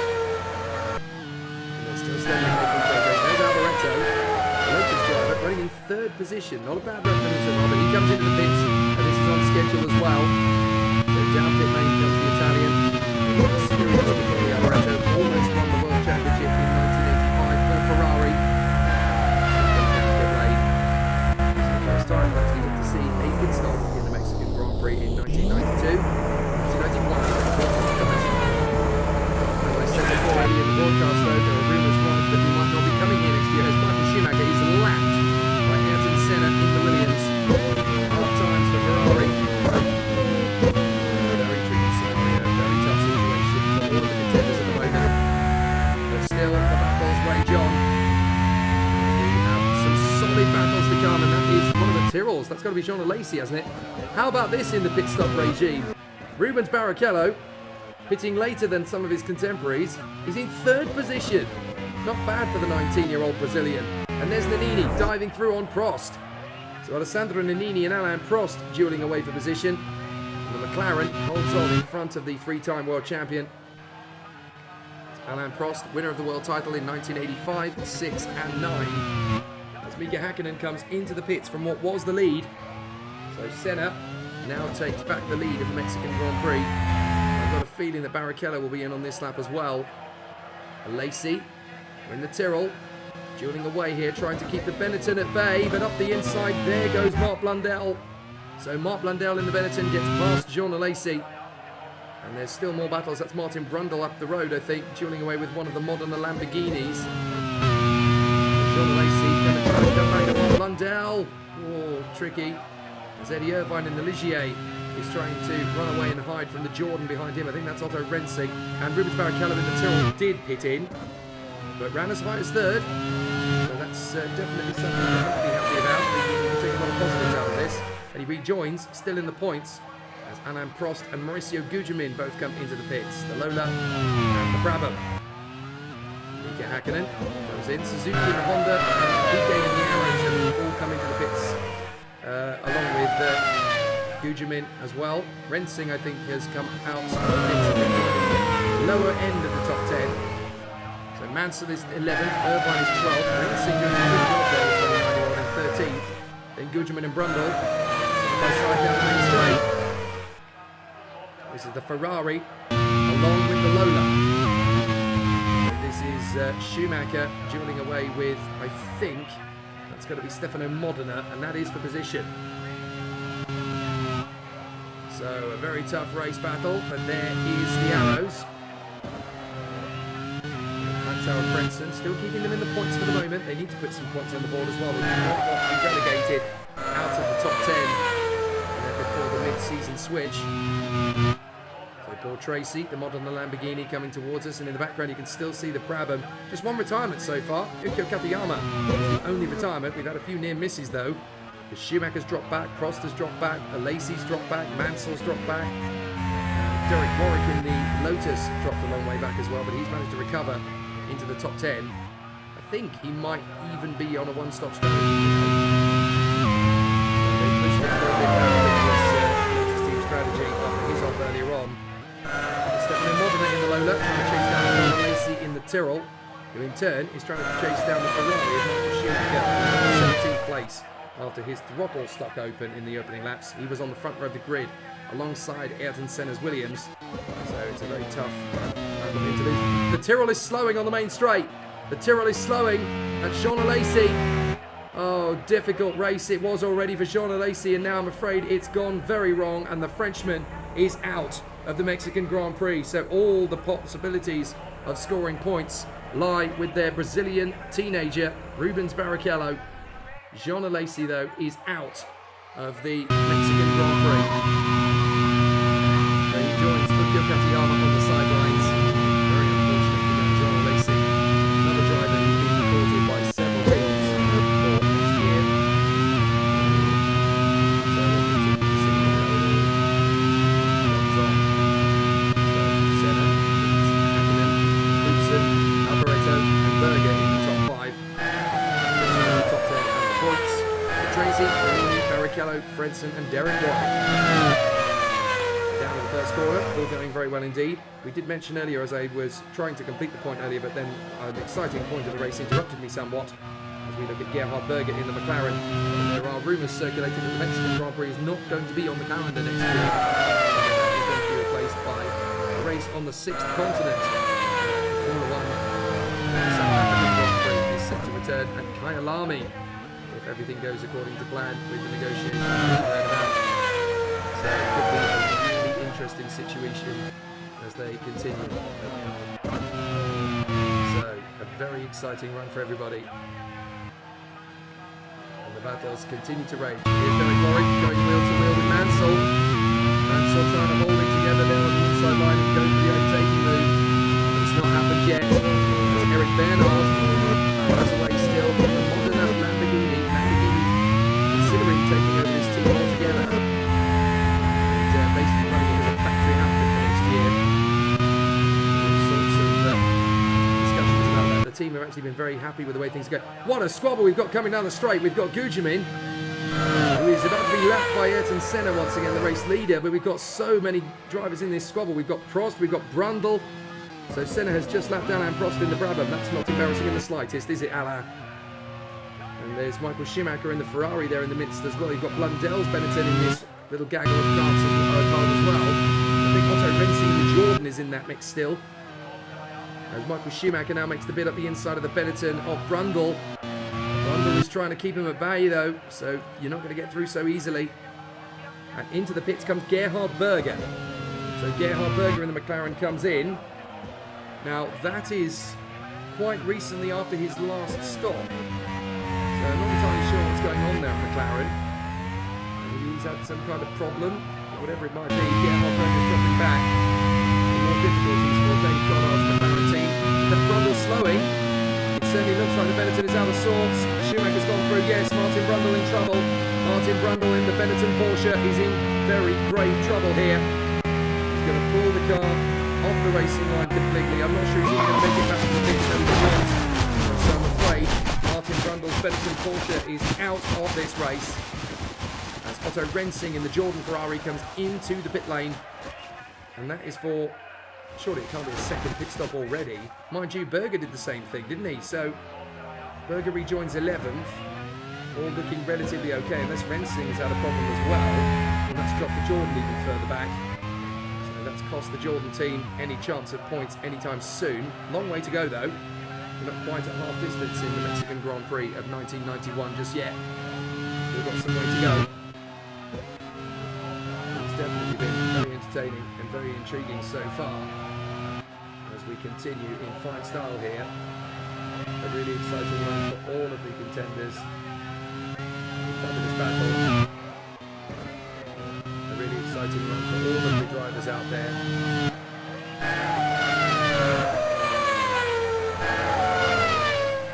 So still they continue the battle. The team going through the hairpin with Michael Schumacher. Getting close to Mauricio Gugelmin, but there is Ayrton Senna, now a lap in front of the Brabham of three-time champion Alain Prost. That is going to make Alain Prost sick to his stomach. But then unfortunately, he was the architect of his own demise. As I got his Suzuki is now going to try and go wheel to wheel with Mark Blundell. And the Honda's got very good power.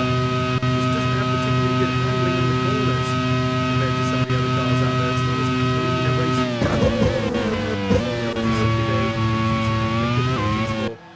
Aguri Suzuki, when he gets in amongst the Grand Prix elite, pre-qualifying, they don't have too much to worry about. They can stretch their legs out front.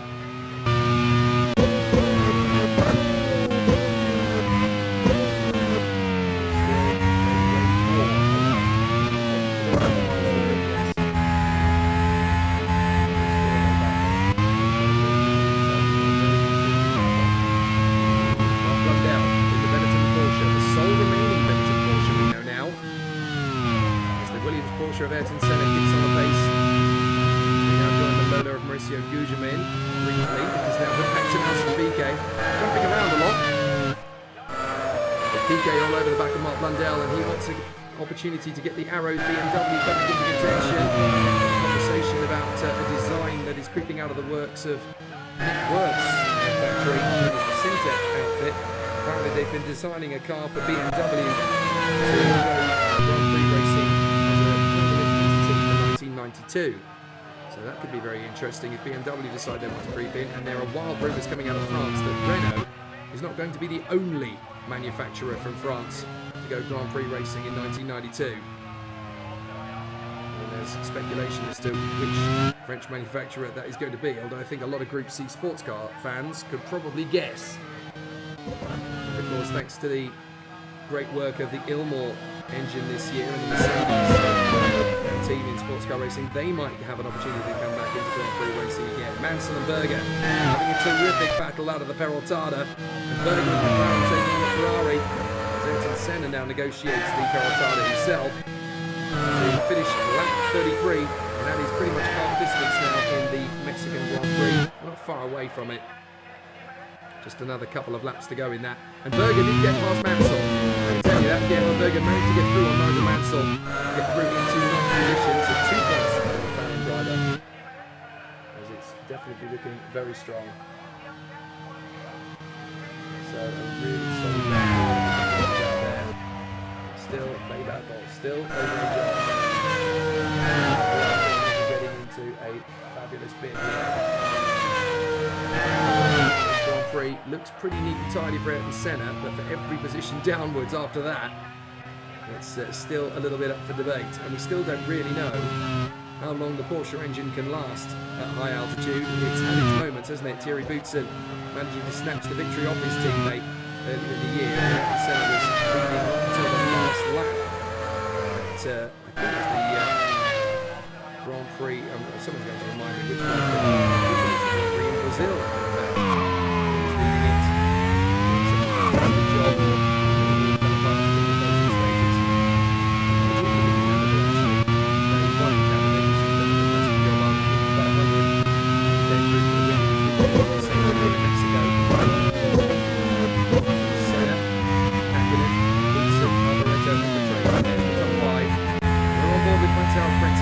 Doing a great job at the moment in 8th position, and Alain Prost is slowing.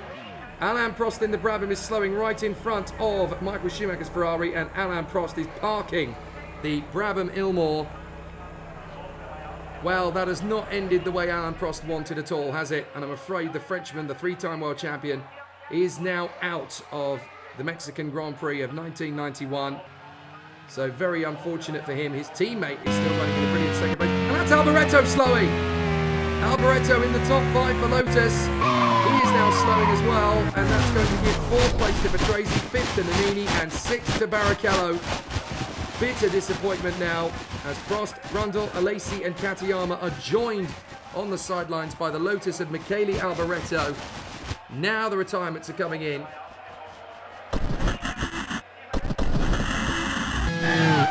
So Michele Alboreto, sadly, out of the car in the first corner. The yellow flag's out temporarily while the marshals cleared the wreckage away. That does promote his teammate into the points, but they were looking at 4th place and now they're only looking at 10th. So the recriminations, the bitter disappointment, it's all going to start making an interesting play of it. But Ayrton Senna leads the way in front of Mika Häkkinen and Thierry Boutsen, and Riccardo Patrese and Alessandro Nannini. Fredson, Berger, Mansell and Warwick, and here is Alboreto walking away from the scene of his car. And we're watching Thierry Boutsen as he now currently runs in 3rd position in the Williams Porsche. So the Williams going very well indeed with Porsche power. They needed something. They needed to shift their focus and lapse the Honda.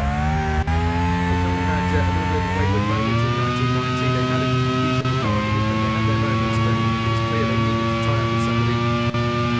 Woodwis came in and took over the Williams team. He said, right, we need a hard and firm line here.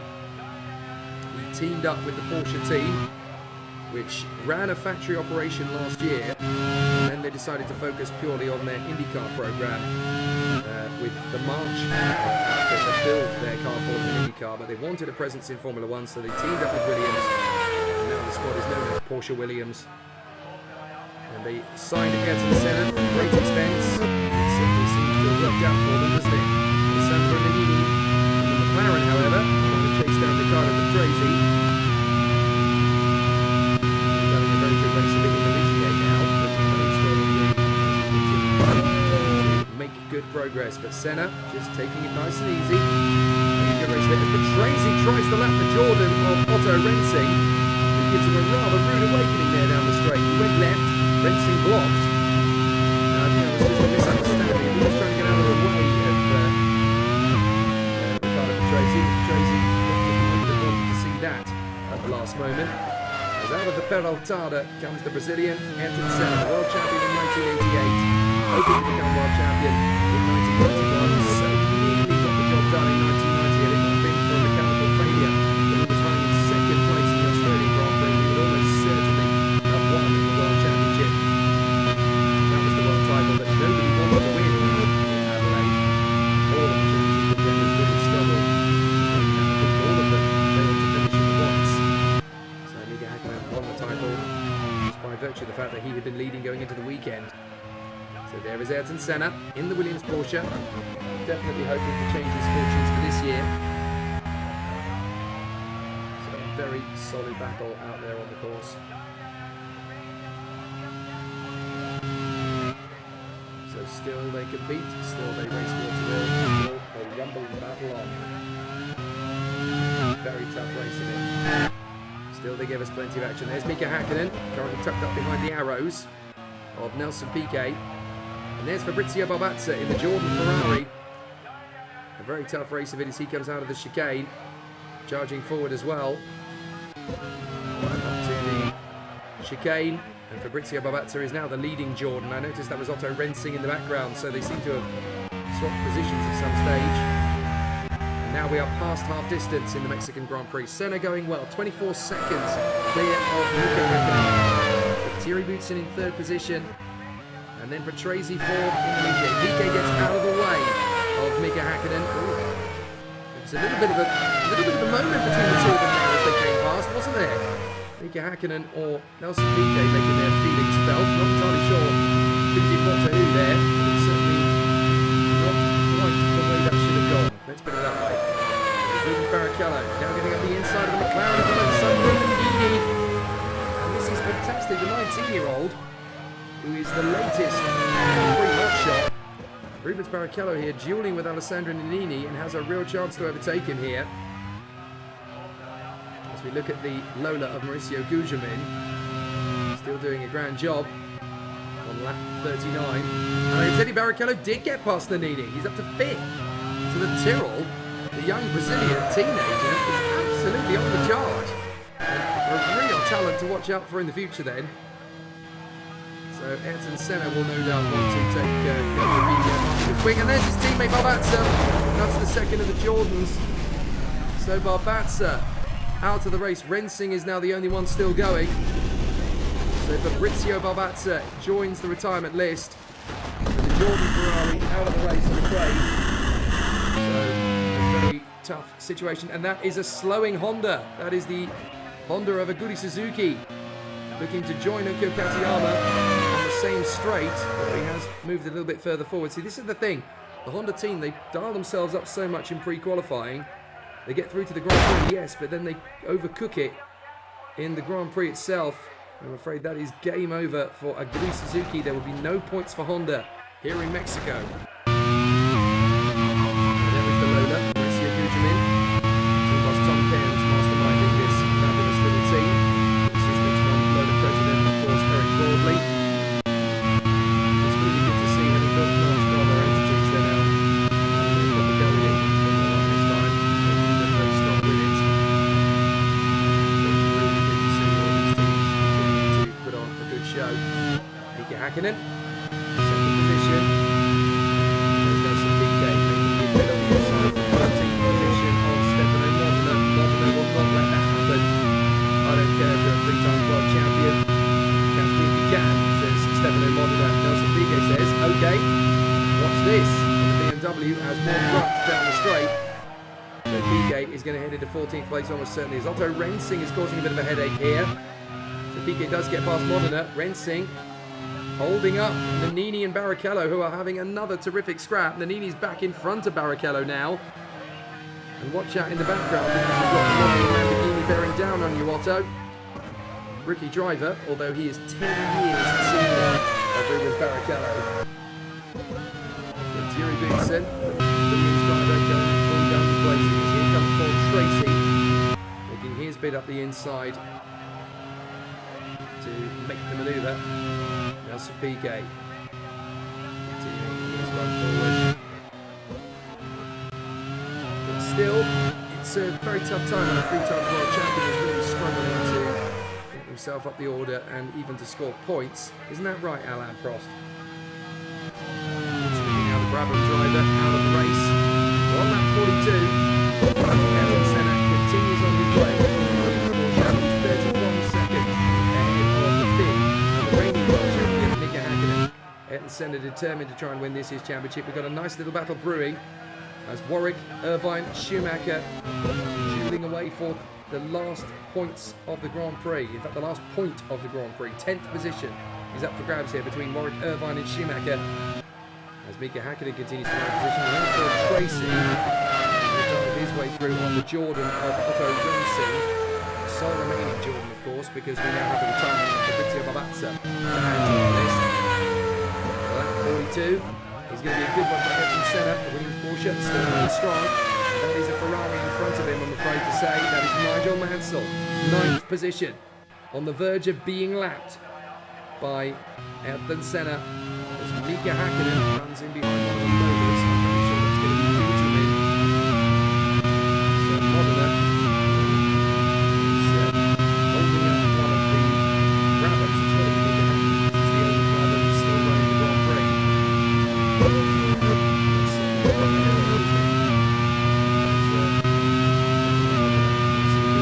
Trying to get the loaders up into the points, but Mika Hakkinen is firmly in second position and looking very strong with it at the moment. Up to the first turn, and Thierry Boutsen comes into the pits. Now this is going to be the second round of pit stops then. So the second round of pit stops, quite important timing in the race as well.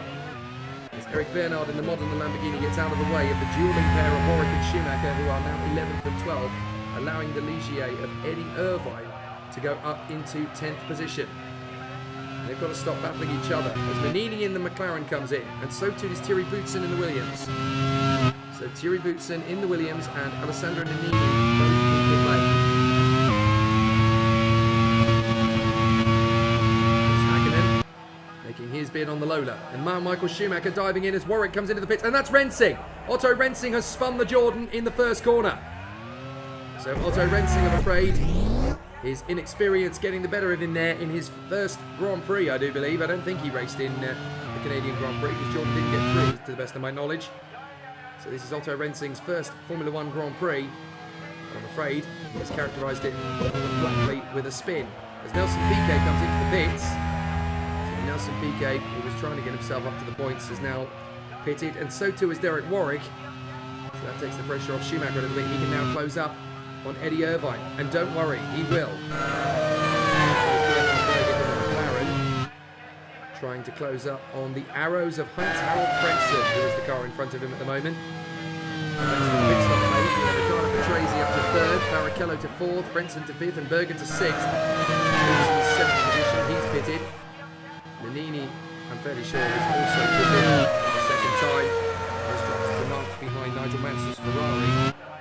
But here's Ricardo Patrese silently getting on with it in 3rd place.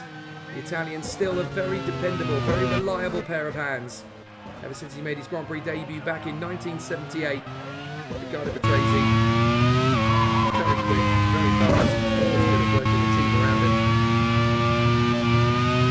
Big frustrations so far for Patrese, but he's in 3rd position rather than leading the Grand Prix. It's certainly not bad for Ligier so far.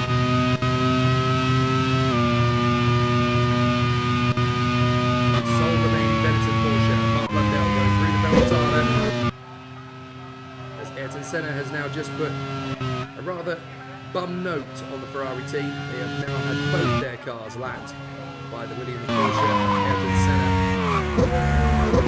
The team said they had this year. Certainly as the races continue, because the cars can't keep up with the rate of development of the other teams. They were lucky apparently to win the first couple of races in America and Brazil.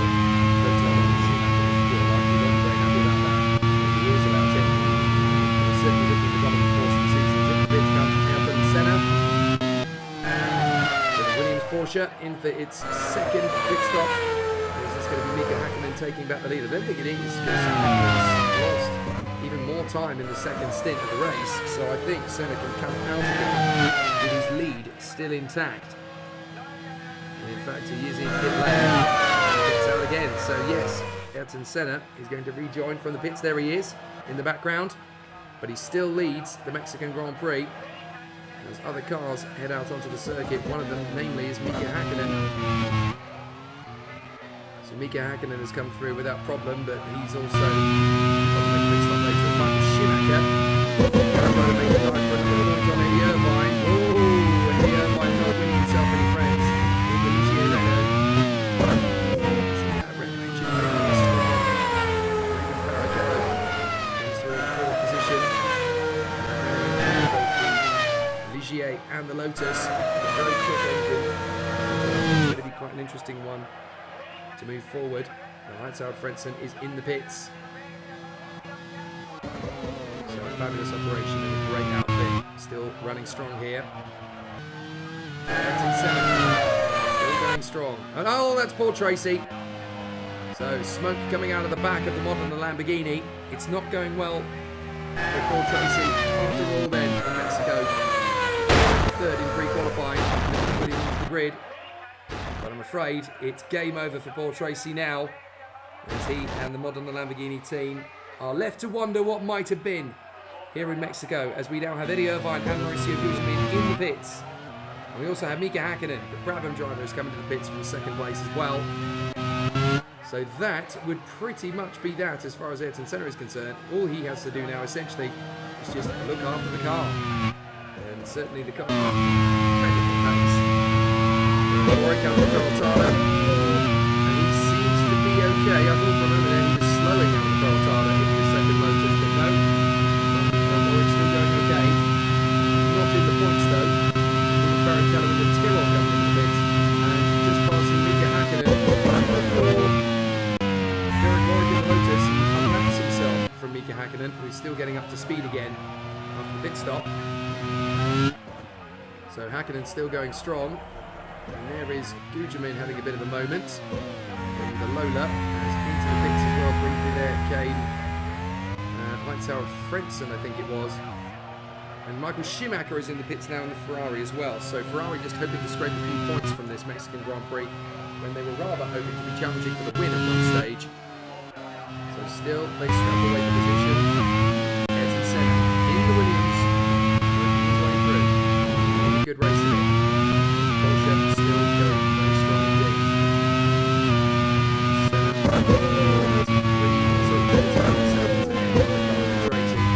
Even after the pit stops.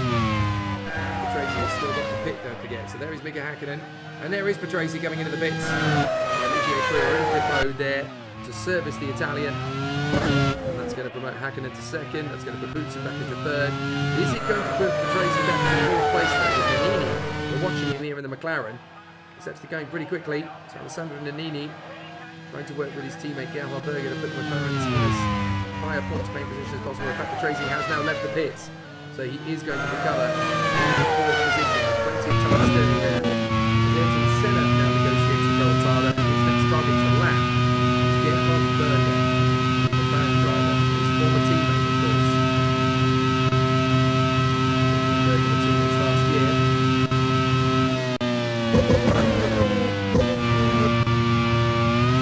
So through they come again.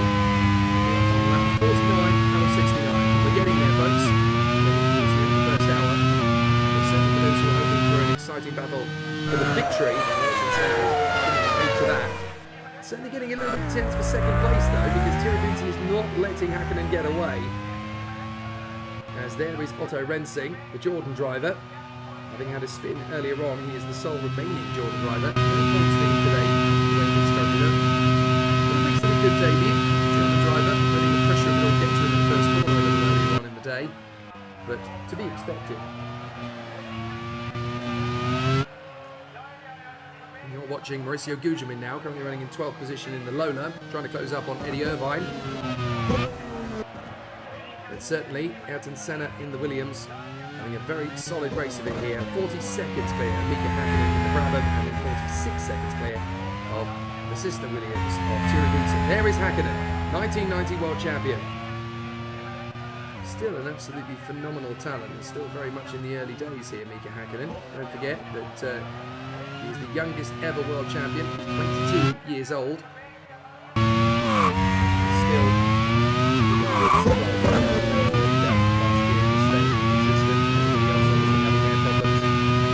Derek Warwick. Some desperation for Warwick now to try and get back into the points. 14th place. Trying to make up for some of the time lost. His teammate again out there, but of course the top 5 finish earlier. He had a problem as well. Mika Hakkinen lapping one of the Benettons. As he goes down the main straight, there's Alessandro Nannini. A solid race for the McLaren team.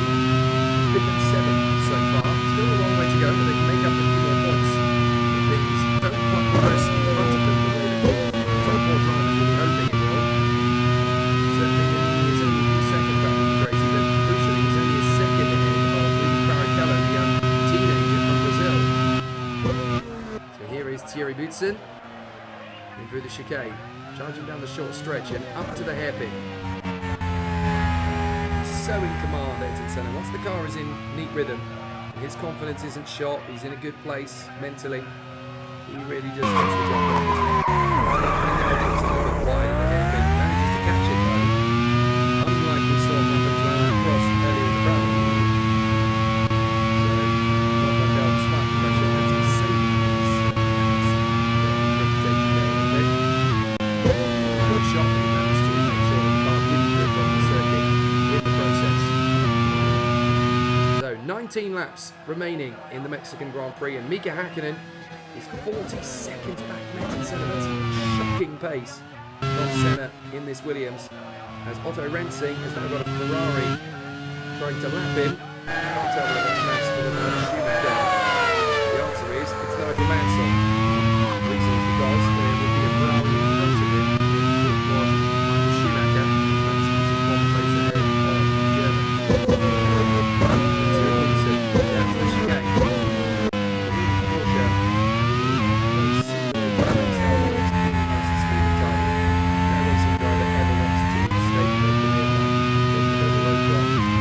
Certainly for both Thierry Boutsen and Riccardo Patrese. That was a danger happening, unfortunately. So still, the battlers, great job. And there is Ayrton Senna, lapping Rubens Barrichello now. That's everybody up to P5, and then the man in front of him is the P5 driver, Alessandro Nannini. But Gerhard Berger has caught up to these two. Look in the background. Just make it out. Thierry Boutsen's camera view. Here's Riccardo Patrese in 4th position, trying to stretch his own way away from the Benetton. Yes, he will be on the scouts. Hoping that there's a better result to come from the car a little later in the year. But certainly Ayrton Senna has left the entire field up to 5th position now. Hakkinen, Boutsen, Patrese and Nannini are the only drivers behind Ayrton Senna, still on the lead lap. Unfortunately, you're going to have to remove Nannini from that list now. Nannini had to back off a little bit there. You had to feather the throttle, if you like, to allow Senna to go through. So he's the first corner in Messi Barrichello take Nannini, and we have Rubens Barrichello's got the 5th position now, past Alessandro Nannini. Riccardo Berger, Mauricio Guzman in the loader, and Eddie Irvine in front of us. There's obviously got Senna's school of drive hard techniques and talk about it later. Oh, and that's Blundell. Blundell has gone off. So Blundell in the Benetton, dropping it there at the second chicane. So a big moment for the Benetton, and he's out of it. He's out of the car. Now I wonder if they've just got too many handling difficulties with that Benetton. So Brundle out, and now Blundell out as well. So no points for the Benetton team on this occasion. Very unfortunate.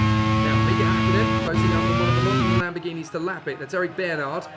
So Bernard gets out of the way. And you'll have to get out of the way pretty sharpish as well, because you've got a loader right behind you as well, and that isn't for position. That's also, please get out of the way. Berger.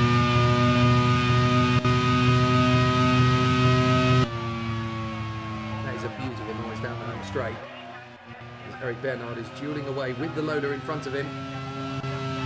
It's going to get interesting if he can hold this together, but he can go from Mauricio Guzman, who is a lap in front of him, don't forget. So Bernard is down in 17th and Mauricio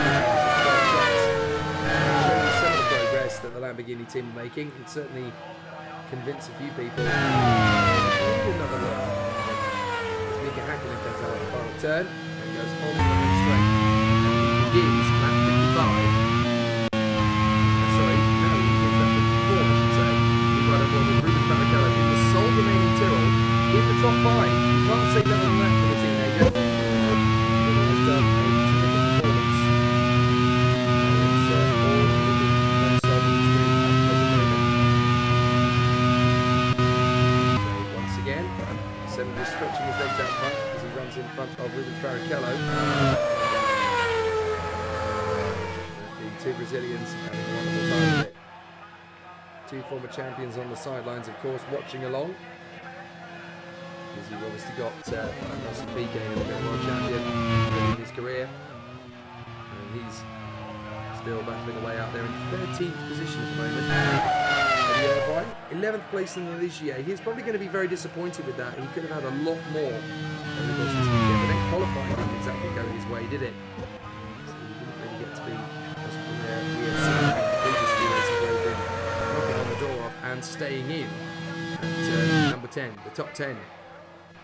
So Ayrton Senna is going to come through to complete lap 55, and then we'll only have 14 to run before the concludes. And like I say, incredible work from the engineers here for these cars. I genuinely thought we were going to have drivers dropping like flies here, and we just haven't. There have been some retirements, yes, but on the whole, he's still doing a great job. And there is Michael Schumacher in the Ferrari, and he worked his way up to 10th position. This is a great recovery from the two Ferraris that hit trouble before the first pit stops even began. So Nigel Mansell currently running in 9th, Michael Schumacher currently running in 10th, but the Ferraris are capable of more than this. So there'll be frustration, there'll be bitterness, there'll be recrimination, but I'll tell you what there will be, teamwork, to make it all get back to normal. So Senna leads the way, 41.7 ahead of Mika Häkkinen. That's not a trust fund to look after you in your old age of a gap, that is an absolute miracle. Well, that car is so much quicker than the Ilmor engine. Mika Häkkinen. Definitely worth having to think about it. Crazy. He's trying to chase down Thierry Boutsen for the final place in the podium. There is Boutsen, the Belgian talent. Former Grand Prix winner earlier this year as well, don't forget.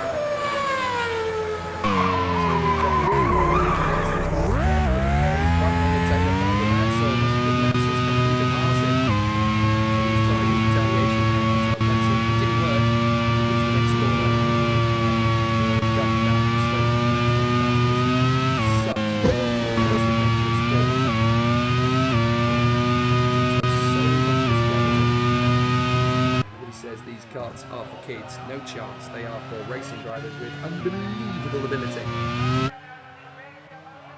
That's how you get to the top level of the sport. So for Senna, it's looking good for another victory. He's certainly in the right ballpark to make it happen at the moment. He's trying his best to continue to sustain his incredible run so far. The drivers' table as it stands obviously at the moment. It's been a very interesting one for all of the contenders, but Michael Schumacher is the championship leader after Canada. Gerhard Berger in second place in the points ahead of Nigel Mansell and Ayrton Senna. That's the difference between consistency and winning victories when you need them.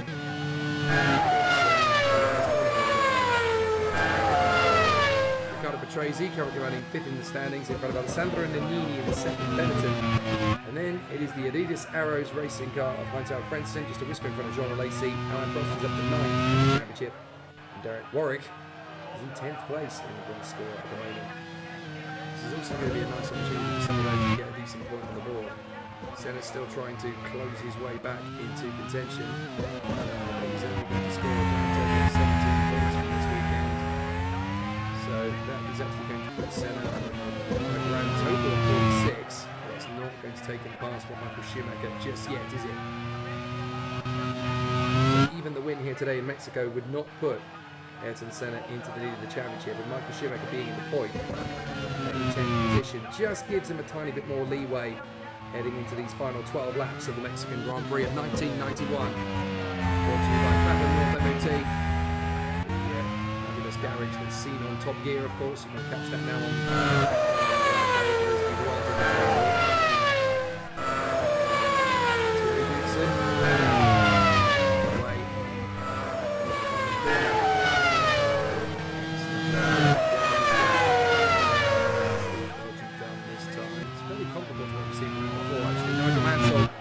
all over the back of Alessandro Nannini. This is the chance for Ferrari to score some big points again.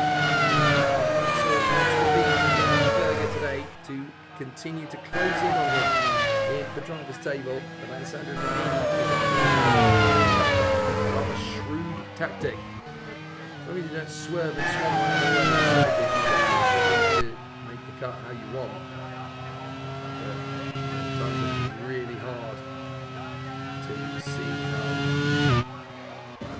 battle between Senna and Boutsen is going to continue to progress. Well, Brabham doing very well, not skipping a beat really. Look at the other remaining modern Lamborghini, Bernard, who currently finds himself in 17th position.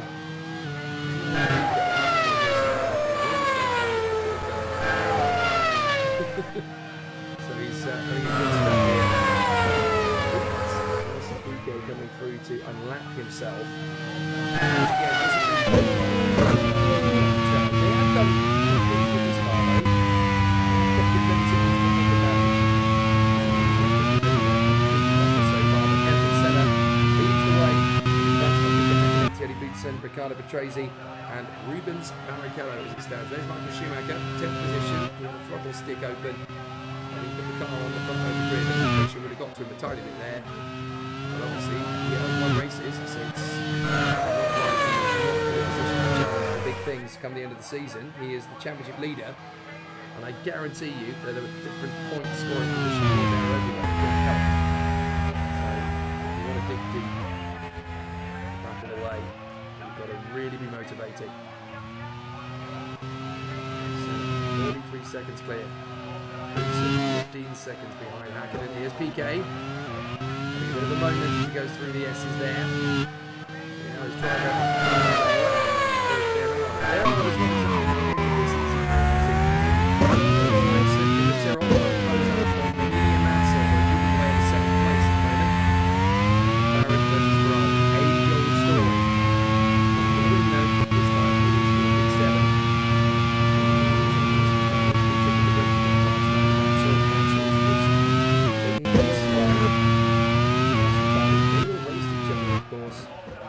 Points in their junior career.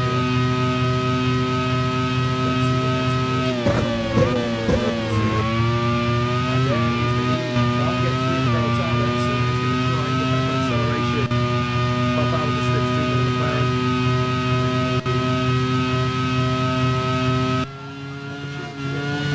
Continue to put on the pressure and become technically Britain's biggest idol in motor racing.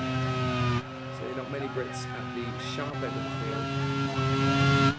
They're not far away from the front end consistently. You've got people like Irvine, Brundle, Lundell, and Derek Warren. There's so many top talents there. A lot of people oh, that's Frenson. Frenson on the road. So Frenson loses out there to Schumacher, but he does get going again. A good recovery to Hansel Frenson. Points though, P10.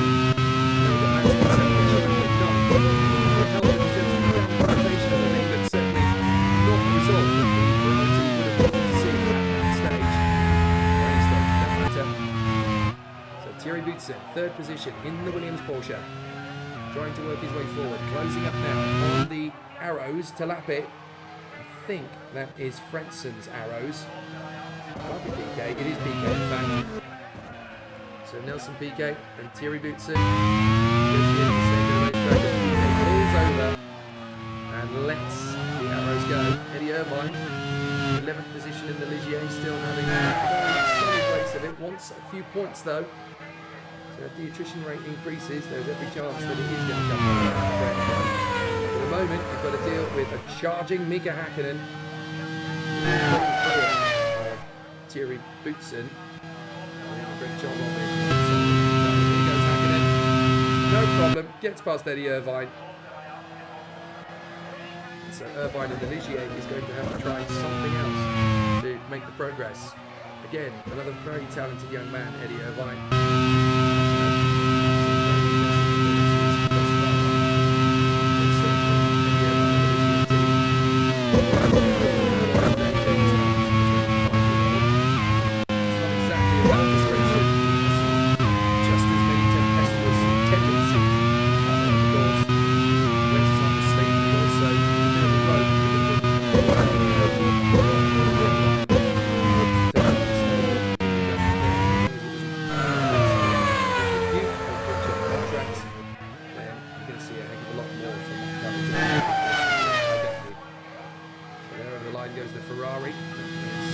Schumacher, I think, trying to close up on Alessandro Nannini to make a bit of a difference in this race. I can tell you that Modena has actually been lapped again at lap 63 by Ayrton Senna in the Williams Porsche. It's supposed to be agony for team boss Scott Woodward. Every time the camera flicks back to Ayrton Senna, he's looking, don't slow, we have got this. We can hack it in the Brabham. Relatively fast as well. Has he lost power? He's making Hakkinen back to the track. He's a little bit slow. The gap was 12 seconds between them at the last count. In fact, Hakkinen is slow. Hakkinen's out. Hakkinen's out to the first corner. Hakkinen's Brabham is on fire. Second position. The world champion is out. Mika Hakkinen out of the Mexican Grand Prix. I did wonder if he was slowing, and I'm afraid Mika Hakkinen is out of the Mexican Grand Prix, just 6 laps from home. Well, devastating bad luck for Mika Hakkinen. Tried his best there in second place, behind Ayrton Senna. I'm afraid it's all gone terribly, terribly wrong for Mika Hakkinen and the Brabham team. Great news for Williams, great news for Porsche, great news for Thierry Boutsen, and great news for Scott Williams, team principal of the Williams team, obviously working alongside Frank. He takes the major decisions, and obviously Williams continues to assist Scott in the But what a dramatic turn in that. Mika Hakkinen drops out of the Mexican Grand Prix with only 6 laps to go. Ayrton Senna has just lapped Ricardo Patrese. Senna has everybody except his teammate. That Porsche Williams really is mighty fast in this middle section of the course. Reminder to everybody that there is a bit of a procedure. Ayrton Senna has to negotiate this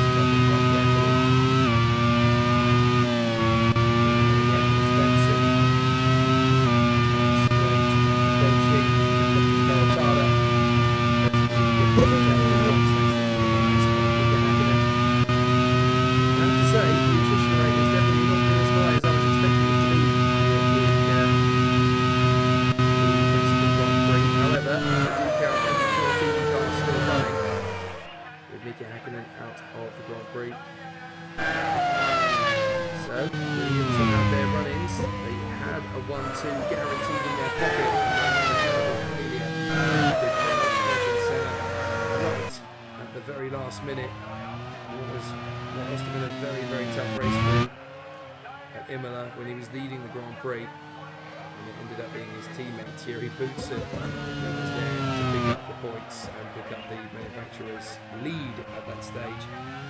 Still, 20 drivers have scored points in Grand Prix racing this year. We've only had 5 races, so there's still plenty of chance for some drama. Here's Patrese. Number 3, running a very solid job in 3rd place, having been lapped by Ayrton Senna.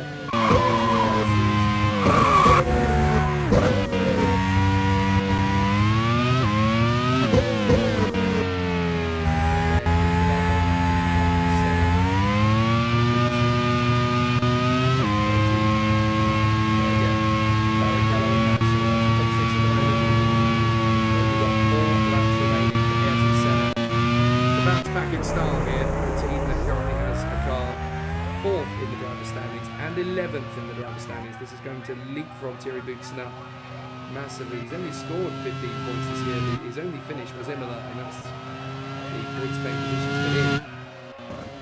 He's only on 15 points. He really have to go to 27 because he's skyrocketed so many drivers in this championship now. We want Ricardo Patrese trying to get the wheel off the modern Lamborghini United.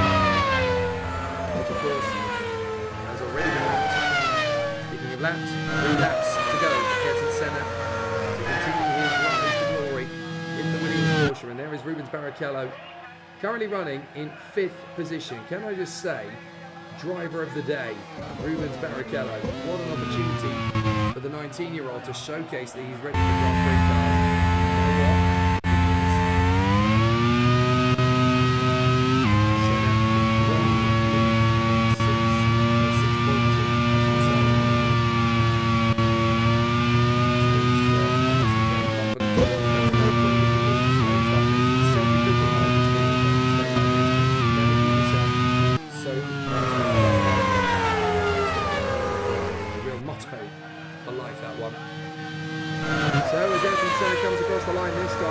Only 2 laps to go when he does so.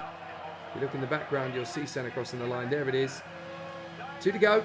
And the Brazilian, world champion in 1988. A real chance to continue his charge forward. 1991.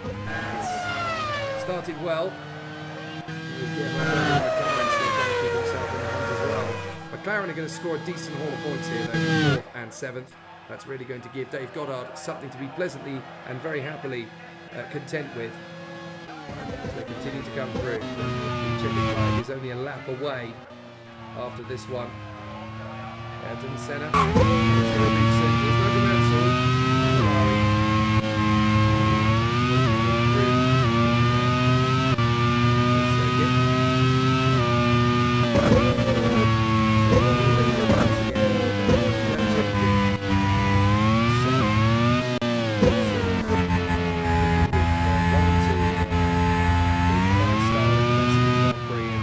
Full advantage of this because it might be the last time we race on the Mexico City circuit for goodness knows how long, until they can finally get it back on the calendar again, I would have expected. But certainly a stunning Grand Prix. So many missed opportunities in this one. Piquet, Prost, the Ferrari team, even to a certain extent the Benetton team, they could have managed to build themselves up. But this man is the king.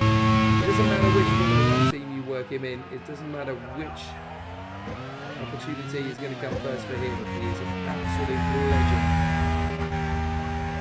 So Ayrton Senna bears down on the Pelotard for the final turn. It is going to be a victory for the Williams Porsche after an absolutely miraculous run of victory over the last few weeks. He won the Indy 500, he won last time out in the Porsche Williams in fantastic style in Canada. The checkered flag is going to fly, and it will do any moment now as Ayrton Senna prepares to celebrate. The only car that hasn't been lapped in this Grand Prix has been the other Williams. And we're watching the background, we should see Ayrton Senna coming through after Thierry Boutsen, because he's almost lapped him, would you believe? But Thierry Boutsen will be able to finish this race without being lapped. Ayrton Senna comes through to take the checkered flag. We were looking at the wrong Williams, unfortunately, but Ayrton Senna has come through to win the Mexican Grand Prix. There he is in turn one. Ayrton Senna has done it again. The second race in a row for him to take the win after his win in Canada, robbed in Imola, robbed in Monaco, victorious in Canada, victorious here in Mexico. Ayrton Senna's championship attack begins now. Boutsen in second place, Patrese in third, and then Gerhard Berger in the McLaren in fourth position ahead of Rubens Barrichello. Easily the driver of the day for me. Patrese happy with third position. That will do nicely. It's been a very tough race, the Mexican Grand Prix, but it's a Williams 1-2. Patrese and Ligier joining stand on the podium. McLaren get a good haul of points for fourth and seventh. Berger and Nannini and Barrichello and Mansell. Young teenage youngster for Jordan. Sorry, for the Tyrrell team, I should say. Nigel Mansell and his Ferrari. Rounding out the points will be Schumacher, Frentzen and Irvine. There is Boutsen over the line. What a complete and total dominance of this race in the end from the Porsche Williams team. Senna, Boutsen, Patrese, your podium finishers. Then it is Gerhard Berger ahead of Rubens Barrichello in P5. Mansell, Nannini, Schumacher, Frentzen and Irvine finish up the championship points. Mauricio Gugelmin, Nelson Piquet, Derek Warwick and Stefano Modena stayed out of harm's way most of the time and kept it going. Otto Rensing and Eric Bernard were the final on-track finishers. Hakkinen is classified as a finisher, but then Blundell spun off. Tracy, Suzuki and Barbazza all had either engine or transmission problems, with electrical faults creeping in as well. Alboreto, Prost, Brundle, Alesi and Katayama all out of the Mexican Grand Prix. The fastest lap, well, who else? Ayrton Senna, ahead of the two Ferraris, Hakkinen and Alboreto. So a fabulous performance then in the Mexican Grand Prix. Is that the last time that circuit will ever be used in the RRML Grand Prix World Championship? We will have to find out. But next time out, it's an absolute classic. The French Grand Prix returns, and it's on the brand new Magny-Cours circuit. That could be very interesting for all of us to observe. I'm Jake Sanson. I hope you've enjoyed round 6 of the Retro Racing Managers League Grand Prix World Championship. We will return at Magny-Cours in France.